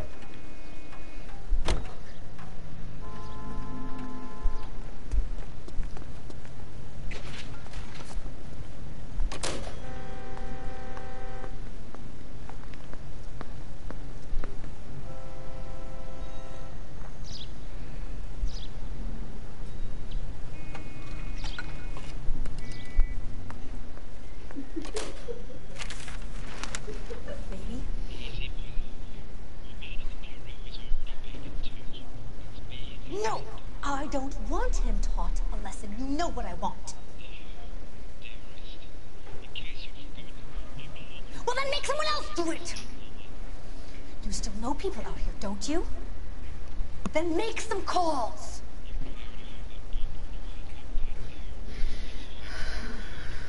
I'm going to be very clear about this. You get this done, or I'm... Wilson's Hotel. Mr. Mark Bishop, that son of a bitch, lives in apartment 803.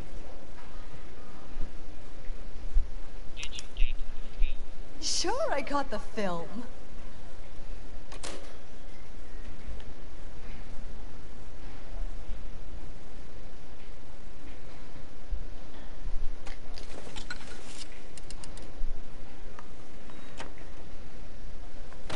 What is that?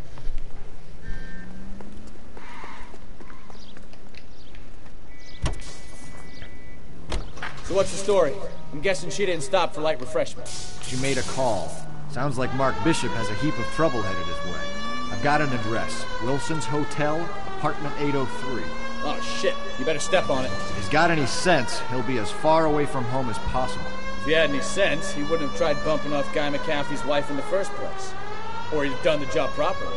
McCaffrey will break a fella's legs just from looking at his broad the wrong way. What did you make of the kid? You believe her story? I think she was doped out of her tiny mind and given the casting couch. That fucking bitch Ballard sold her out. So if Ballard was doing someone a favor, why did they try to kill her?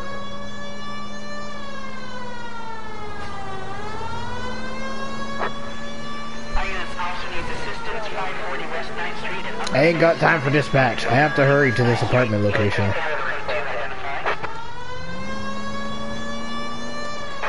All units in the vicinity in car 11K, 11 King, a 415 approximate, apartment 803, Wilson's Apartment Hotel, 1220 West 7th Street, Westlake Park. 11K code 3, all other units code 2. KGPL clear. Gun it! Get to the apartment before someone gets hurt.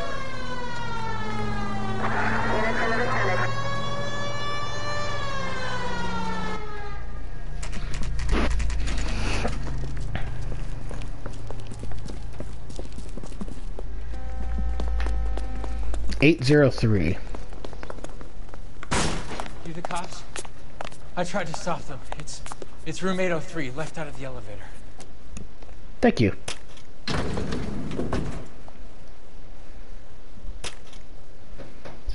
Sounds like we're about to make it a hat trick of hysterical female witnesses.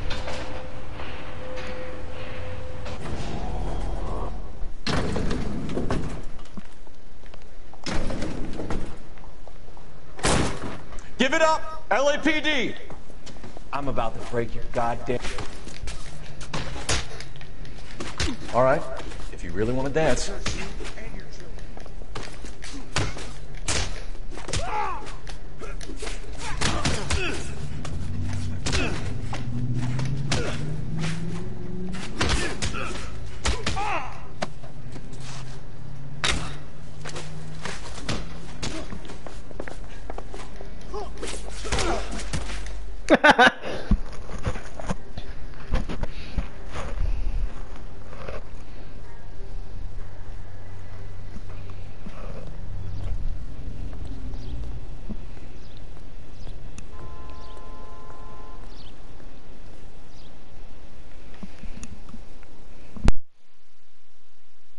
Are you injured, Mrs. Bishop?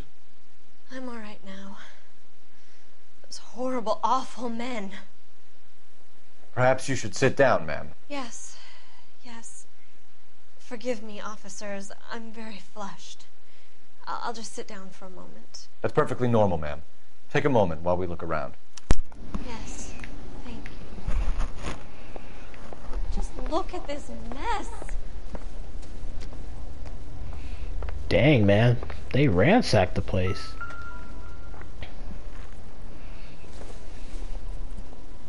Don't think this is anything.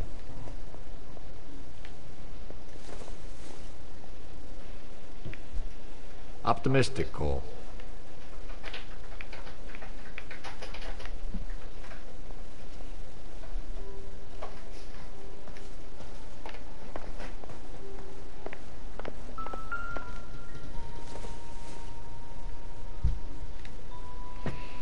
Yeah, nothing interesting about that.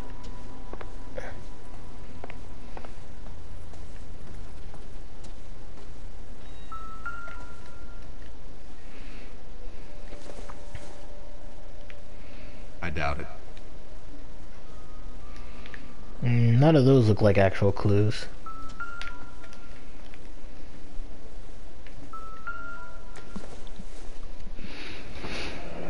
Hello. What do you have to do to earn $20,000?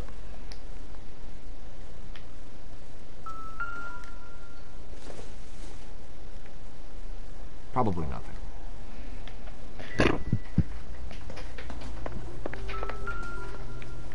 What? Presented to Mark.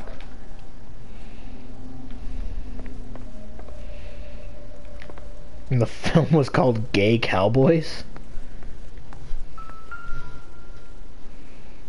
Nah.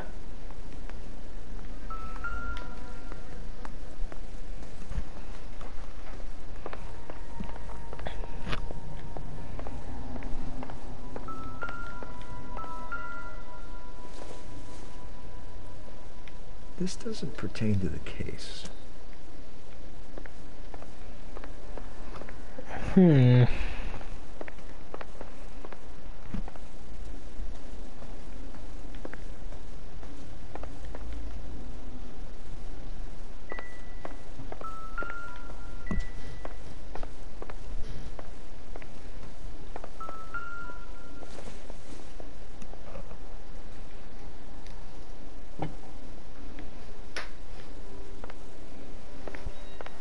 There's obviously something I'm missing.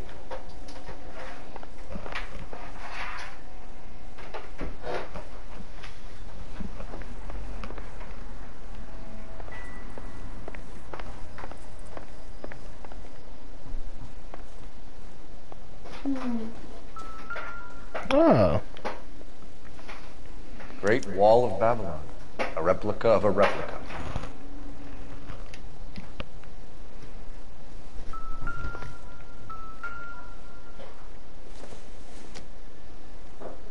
Incidental.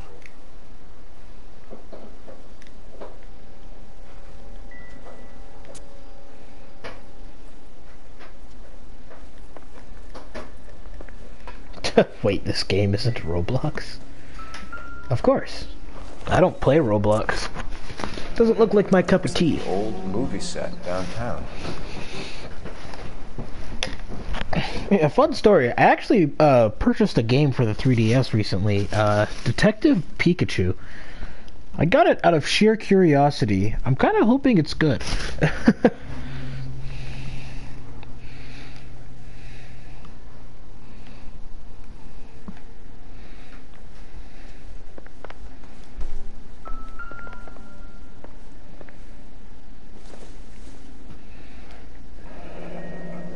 Like we found our mermaid. Who are these men in the picture? My husband, Mark, and Marlon Hopgood. They work together on occasion. That's Hopgood's shop. I see. Those men, I think they work for Guy McAfee. Do you know the name? No. Why should I? June Ballard is married to Guy McAfee. Have you heard of her? That slut. She's been badgering my husband for days. Mrs. McAfee alleges that your husband tried to kill her and her friend last night. I think you should tell us what you know. My husband's a movie producer. This has something to do with his new picture. He doesn't include me in his business. June Ballard said she had a deal to be in his new picture. Mark repeatedly told her no. He had Joan Leslie lined up for the role. That's how he got the finance. June made all kinds of threats. She was very rude to me. You know June Ballard? We were both on the same picture a few years back. That's how I met my husband. Where can we find your husband, ma'am? He told me he would be on set. That's all I know. You're looking pretty truthful. Either we find him or McAfee's people do, Mrs. Bishop. If you care for him, you should make sure that we find him first. I do care for him. But I don't really know where he'd go if he were in trouble. Hopgood might know. Why is your husband paying Lorna Hopgood $20,000? Lorna? Marlon's ex-wife? Are you sure? Your husband looks like he's being blackmailed. They obviously have something on him if he's prepared to kill to cover it up. Why is the payment going to Hopgood and not McAfee. Lorna works at a check-cashing place in Hollywood. You need to ask Hopgood why he needs that much money in cash. Your husband was at a casting yesterday with a young girl?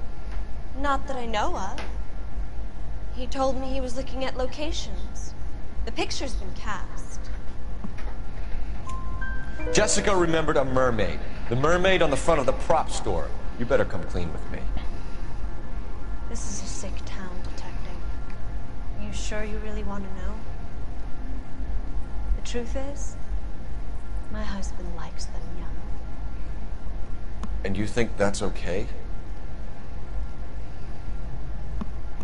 I was 16 when I first met him. I thought he was a genius, a magician with film.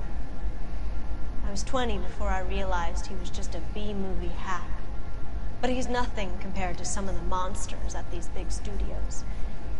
My guess is Ballard sacrificed her little friend. Happens to a lot of girls. Your husband is in trouble. It could go easier for him if you were more helpful, Mrs. Bishop. He's a big boy, Detective, and so are you. This is Hollywood. There's always a deal to be done.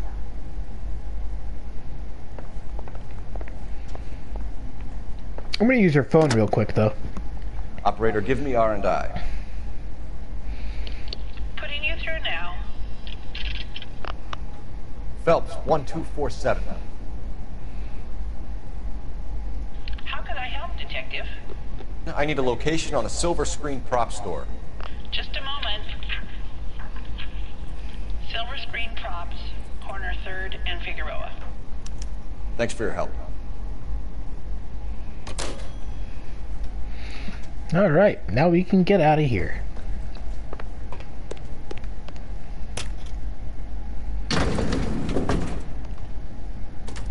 An aging movie star, a wannabe starlet, and a movie producer's wife.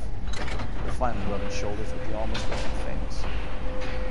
And from the stories they've given us, clearly none of them can act. Ooh, snap.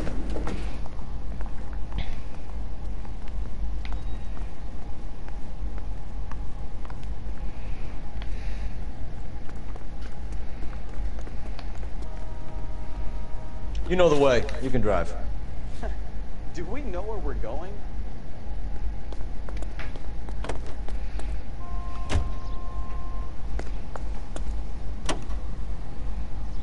Mrs. Bishop knows more than she's letting on. She doesn't seem to realize how much trouble her husband is in. The LAPD are the least of their worries right now. You'd think she'd have gotten the hint after those hatchet men redecorated her apartment. Maybe she's just loyal. Or she's in on it. She didn't seem like your average giddy broad with nothing between the ears. Or she might just be trying to buy enough time for Bishop to put a couple of oceans between him and McAfee.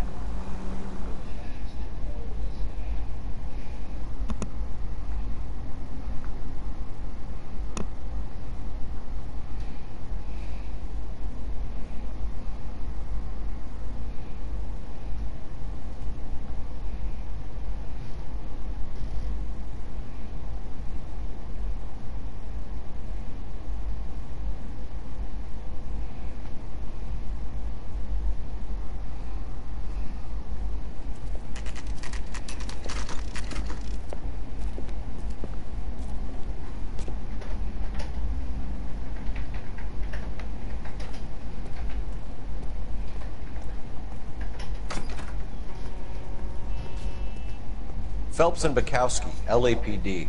We're investigating the attempted murder of June Ballard and Jessica Hamilton. Christ. I'm Marlon Hopgood. How can I help? You hold castings here? How'd you hear about that? I got a little soundstage out back. Lead the way.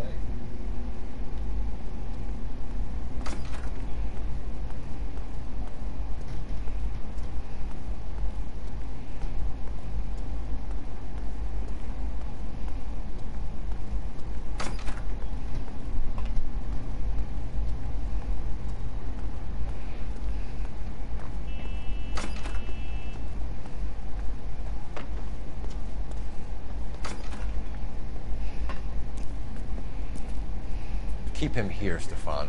I'm gonna take a look around. What's this got to do with me? Don't try my patience, knucklehead.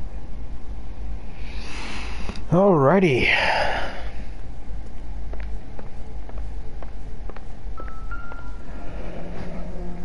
Turn off the lights, Hopgood. Why would I want to do that? Humor him. One-way mirrors. There's a room on the other side. Huh. Well, well. Find a way into that peep den, Phelps. I'll stay here and keep our pervert company.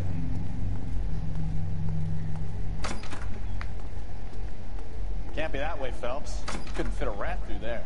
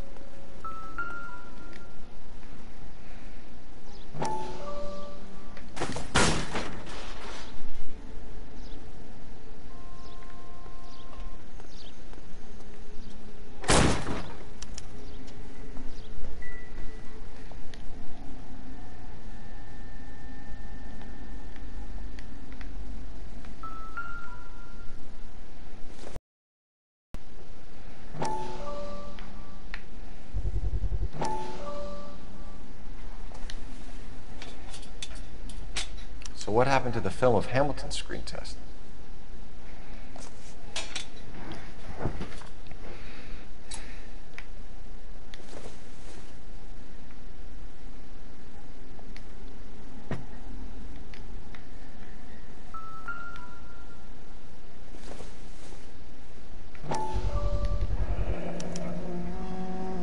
Jungle Drums, 8th and Francisco. Attention, Mark Bishop.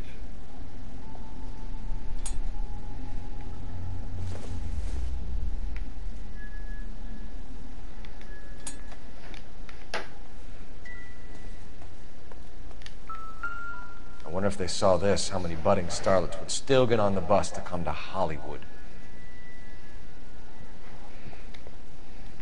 Do I know Doctor Who? Of course I do. I love Doctor Who. It's a great show.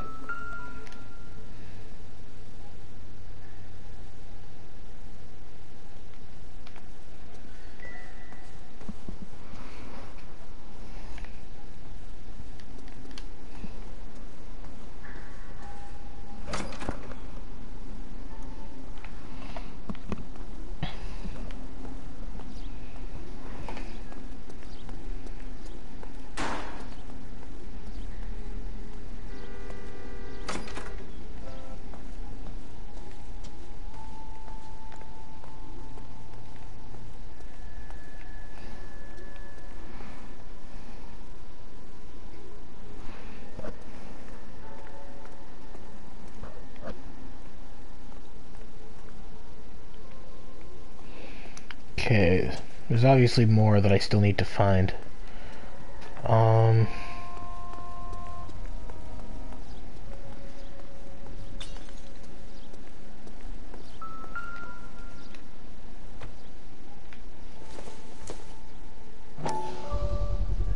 this is where you sprang from.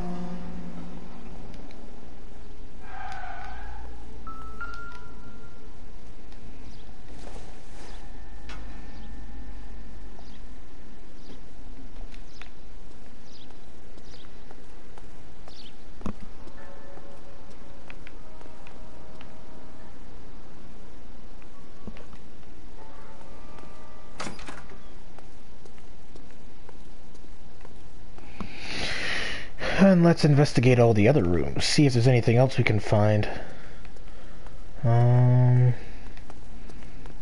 Doesn't look like there's anything of interest here, per se.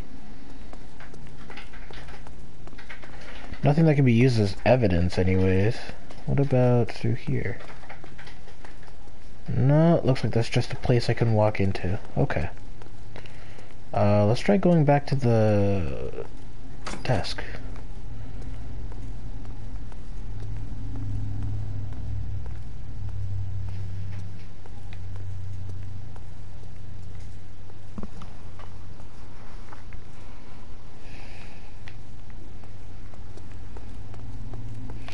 Alright, hang on everybody, I will be right back.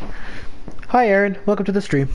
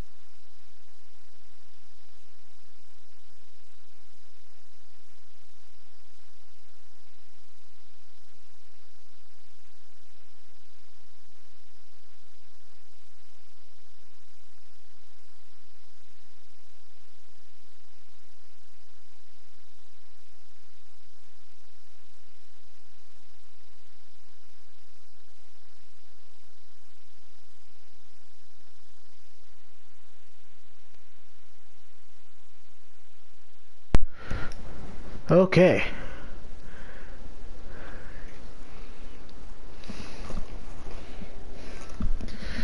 I am back. Sorry about that.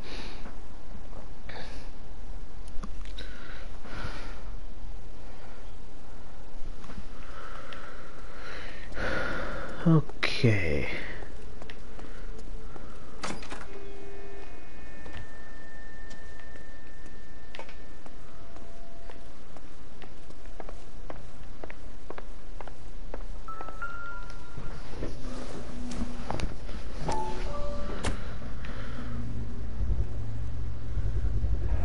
Doping a 15-year-old kid and abusing her in a screen test. What is wrong with these people?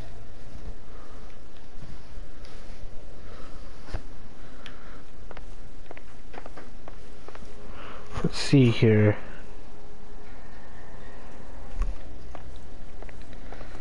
And I believe there is a newspaper we can pick up and see some backstory to.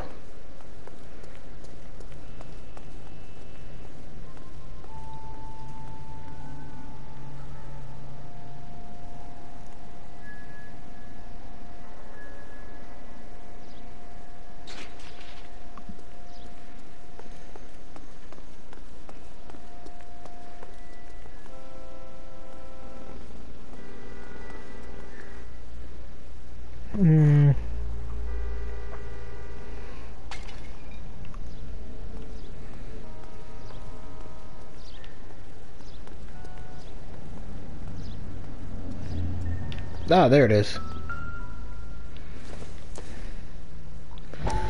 Alright, let's get some more backstory on stuff that's going on behind the scenes. Listen, I have to call you back. I got some business here. Sit down, Courtney. This is Mickey. Mickey, this is Courtney Sheldon. What would you like to drink? Scotch. Straight up. I hear you're back at school learning to be a doctor, kid. Yes. That's right, Mr. Cohen. So you want to be a doctor and a dope peddler. Interesting combination, huh? Do we have a problem, Mr. Cohen? We might have, yeah. Selling your dope to my boy Lenny looked like a good move, but Lenny has been supplying, wholesale, so to speak. The Bindle boys in this town aren't used to the juice without a little of the middleman taking his cut. Lenny promised that wouldn't happen, Mr. Cohen. And Lenny works for you. What can I say about Lenny? Let me think. Oh yeah, he's a putz. And he's lazy, and he's greedy, but he's my wife's brother. And how can you make a cake with those ingredients, huh? So how is that my problem, Mr. Cohen? Well, kid, the only way we're going to be able to make this work is to do some repackaging. We need to get the dope out of those dinky little cardboard boxes and... Surrettes. Yeah, Surrettes. Right. We can put it into a big vat so we can water it down a little bit. I won't bore you with the chemistry, but it doesn't work that way. You're likely to kill even more people. Okay, listen. We want to buy you out, kid. I'll offer you 50 grand.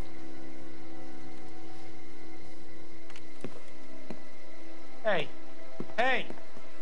You don't like my offer?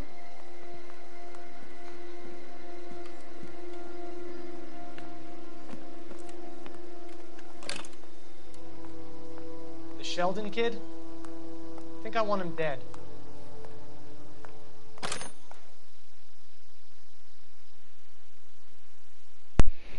So now we know that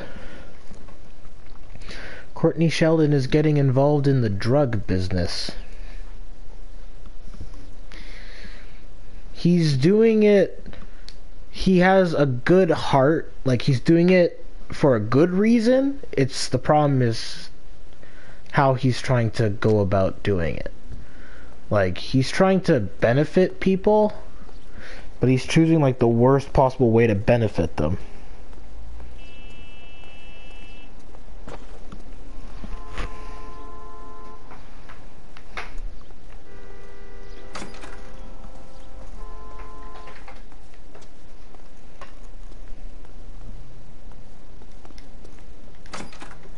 What? Cole.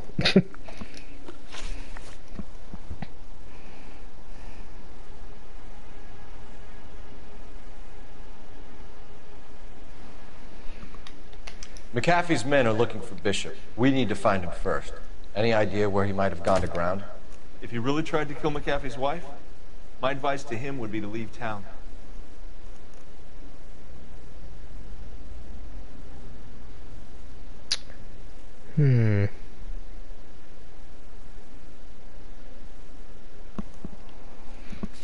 Let's use an intuition point.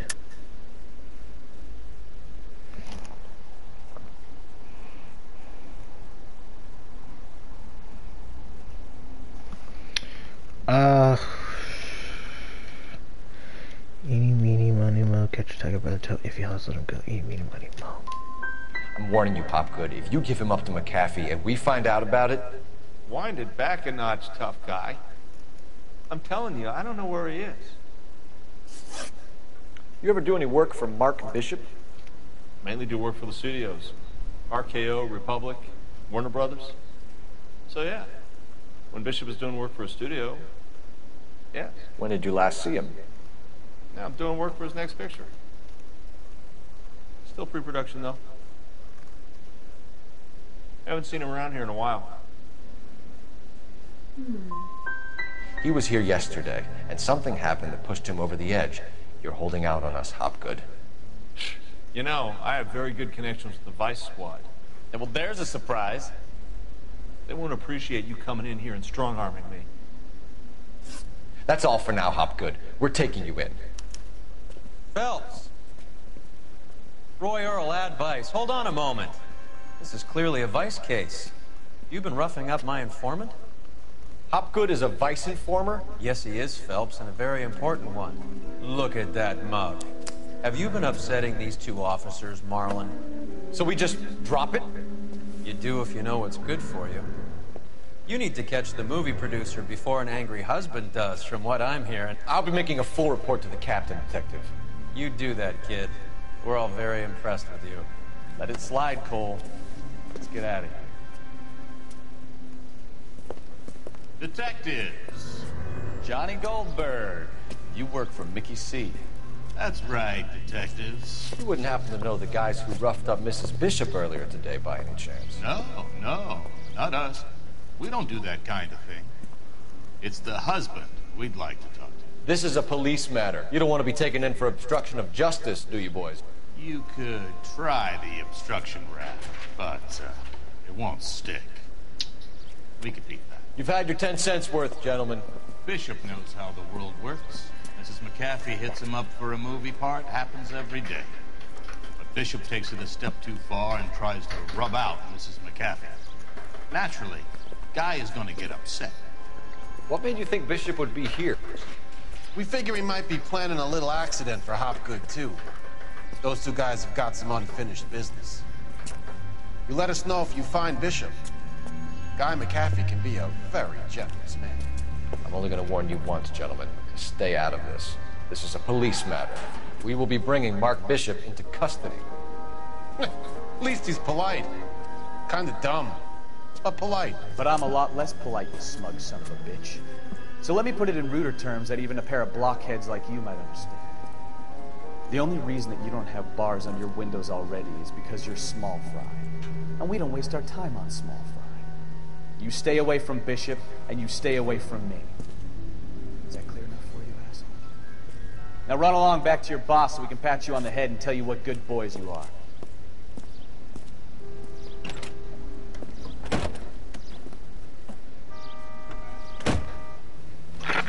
I don't think they like your little pep talk, Bukowski. Oh, shit! Get us out of here!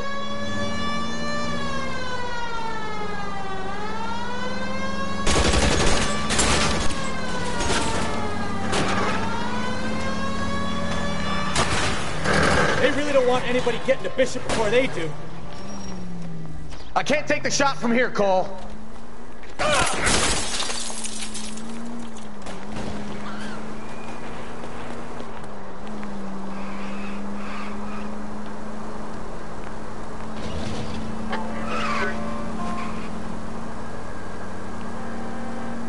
We need to lose those fools, Phelps.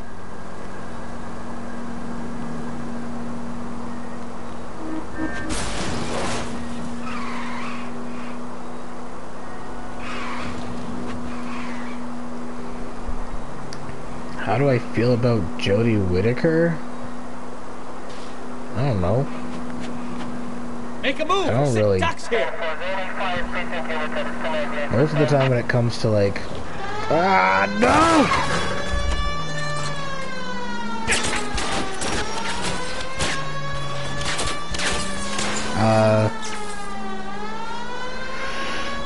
Most of the time when it comes to like celebrities and stuff like that, I don't really pay attention. Either give me a good shot or get us the hell out of here.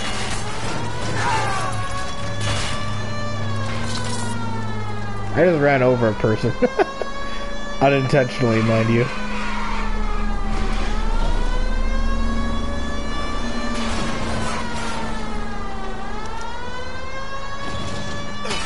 Let's see him chase us now. Onto the movie set, Phelps. Let's roll. Oh, Christ. And they say working traffic is like watching paint dry. You know how to piss people off, Bukowski. Hey, if they're prepared to gun down cops in broad daylight, McAfee really means business. Seems like we're the only ones who want Bishop alive. I have a good mind just to let him go work on the son of a bitch.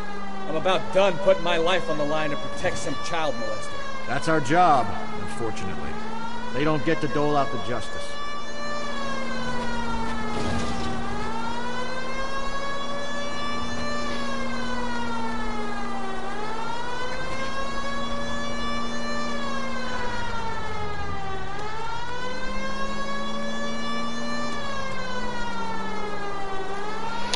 Oh, and for the record, this is the last case for traffic. Once we complete this case, we're moving on to homicide. Where the cases are going to be like twice as long. Because we're going to have a lot of locations where we're going to be visiting and stuff like that.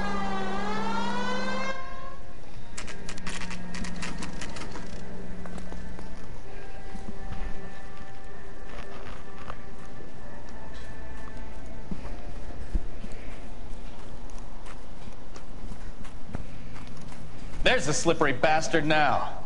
No. God damn it! Mark Bishop, stop! LAPD! Get him, Phelps. I'll cover the exit. 11K calling KGPL, requesting assistance at 8 in Francisco. The abandoned movie. We're trying to help you, Bishop! Pursuing suspect This is all a big mistake! 3 KGPL.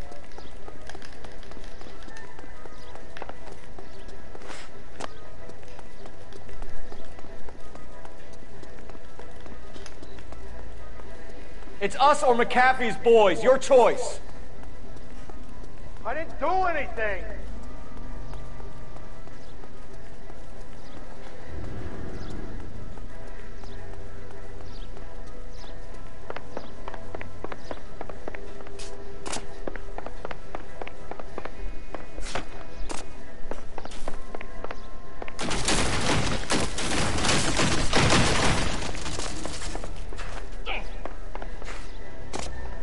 Bishop, that's enough! Get the hell out of here,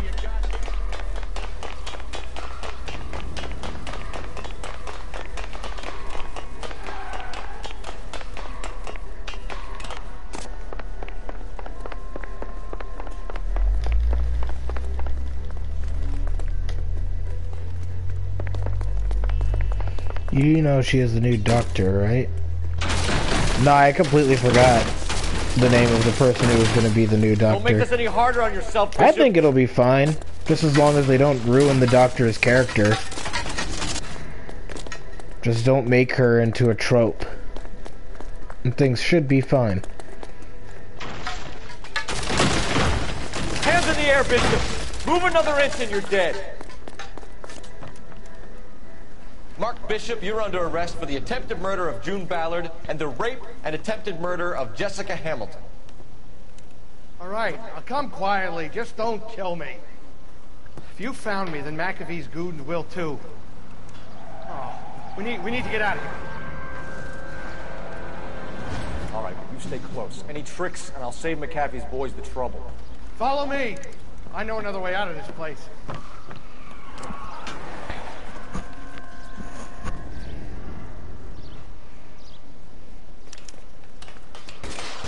Christ, detectives are trying to kill me! Last chance to back the hell down! It's this way.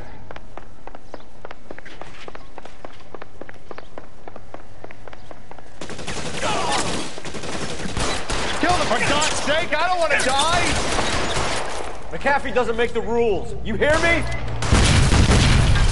There's no way out of here. I thought you said you knew where you were going. We have to jump for it.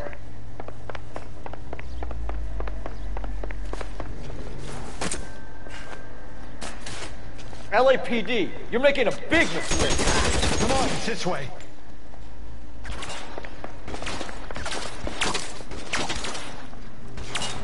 Is this really the best McAfee's got?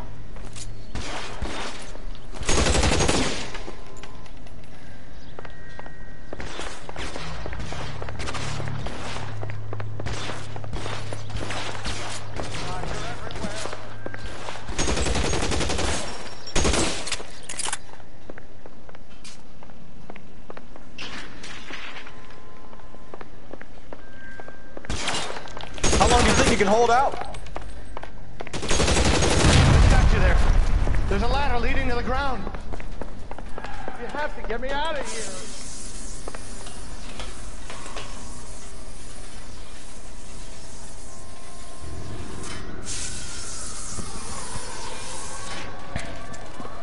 Get him over here, I'll cover you! Come on, the cavalry's here!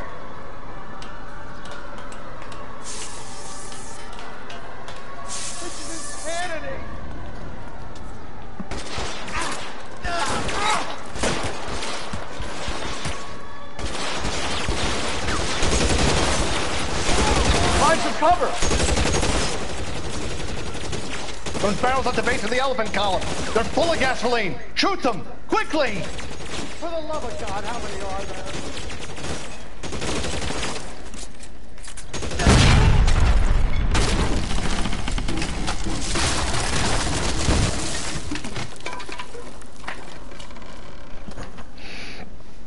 Follow me. I need to get him to the car.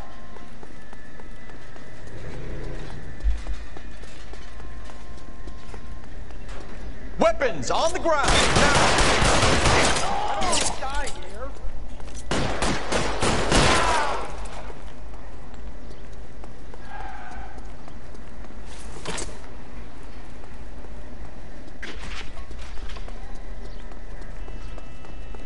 Get into the car. I can cover you from here. You're almost there. Stay in cover.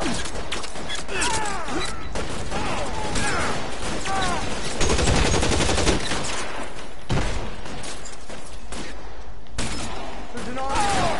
It's done.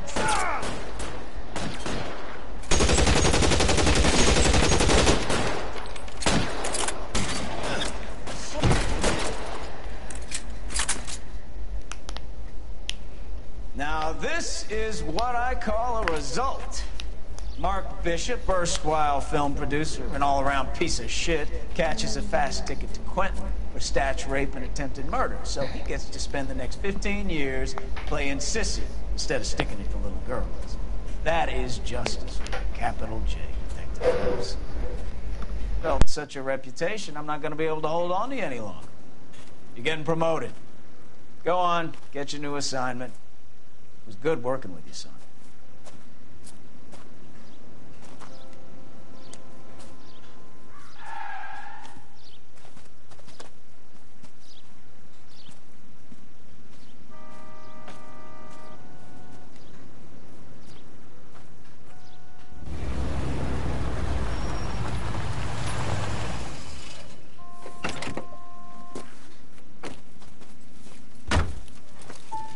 Phelps, Bukowski, this your work? Can I help you, detective? Sorry, Cap. Didn't see you there. Yeah, I'll bet you didn't. This is a traffic case. You need something? I'm here to buy a drink for the 2 LAPD traffic cops who broke the back of Guy McAfee's private army. You don't have a problem with that, do you, Captain? Go right ahead. Get in. I'm buying.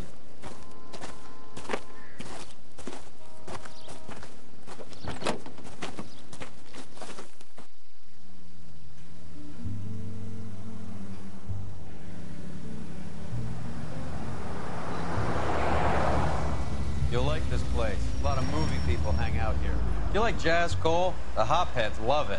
Sure, I guess. Big bands and swing I can understand, but this bebop palaver? How are you supposed to dance to that? This is Phelps, Leroy. Be nice to him. You'll like this place. They treat you right. You like a table, Roy? What do you think we want to do? Stand at the bar like I'll chumps? Get a table ready for you. Don't look so happy to see me, Alphonse. I might get the wrong impression. Cole, this is Alphonse. He's a French Negro from Africa. Can you beat that? The Congo. A pleasure to meet you, Alphonse. Is Elsa singing tonight? Yes, she is. She has the next set. Come on, Cole. You can meet Elsa while they're fixing us a table. You'll like her. She's something else. Maybe another night, Roy. She's pretty beat up about it. Get your hands off me. Don't ever tell me what to do or what not to do, Alphonse. You got a nice club here. Don't spoil it. If you will follow me, detectives. Just through the door. He was my only real friend, Harlan. We went through it all. Do you realize what he meant to me? Of course I do. You have no idea. You said it was construction work. It was an industrial accident, Elsa. How can I be held responsible? Elsa, are you going on? Louis, for God's sake, he was my best friend. The only man who ever loved me without putting his hands on me. Hi, Elsa. Here's someone I'd like you to meet. Cole Phelps, war hero and crime fighter extraordinaire. And why would I want to meet another fascist from the LAPD? Sorry about this, Cole. What an evening I'm having. First a Negro puts his hands on me, and then this. Who do you think you're talking to, you German junkie whore? Don't you ever forget your place with me again. Do you hear me? Evening, Doc. How's business? Sanguine. Louis, help me here. I'm gonna have to give her something before her performance. Blow it off, Cole. These artsy-fartsy types always get a little flighty. Meet Dr. Harlan Fontaine, doctor to the stars. Mr. Fix-It to the mental wreckage of Hollywood. So what about that drink, boys?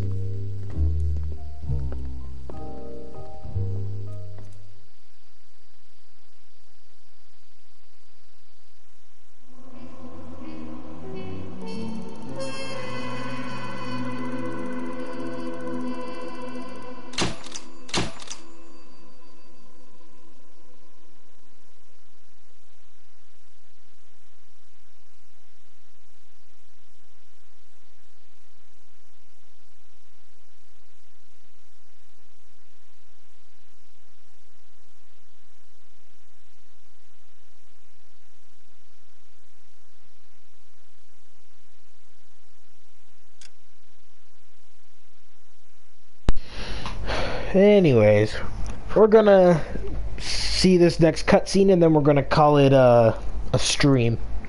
Because I think the end of the traffic case is a good way to end it. And then next stream we'll take up homicide.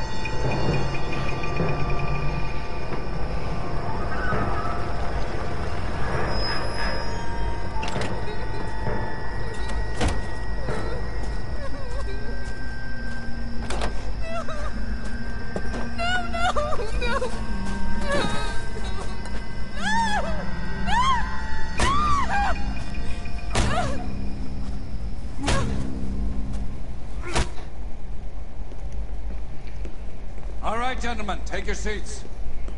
Let's get this over before lunch. Clyde Rose of the Homicide Squad has decided to take early retirement. We will all miss Floyd and the steely edge he brought to his police work. The department has arranged a wee drink at the Galway Arms to quench the mighty thirst a man gets from 25 years of police work. Floyd's departure leaves a place at the top table, and the chief has seen fit to promote Cole Phelps from burglary to the homicide desk. Stand up, Phelps. Take a chair. You're in the major leagues now, Sonny. Rusty Galloway, a fine lawman of the old school, will be taking you under his wing. Your first case is the murder of a woman, found last night and bearing all the signs of the werewolf. Get out to the scene, lads.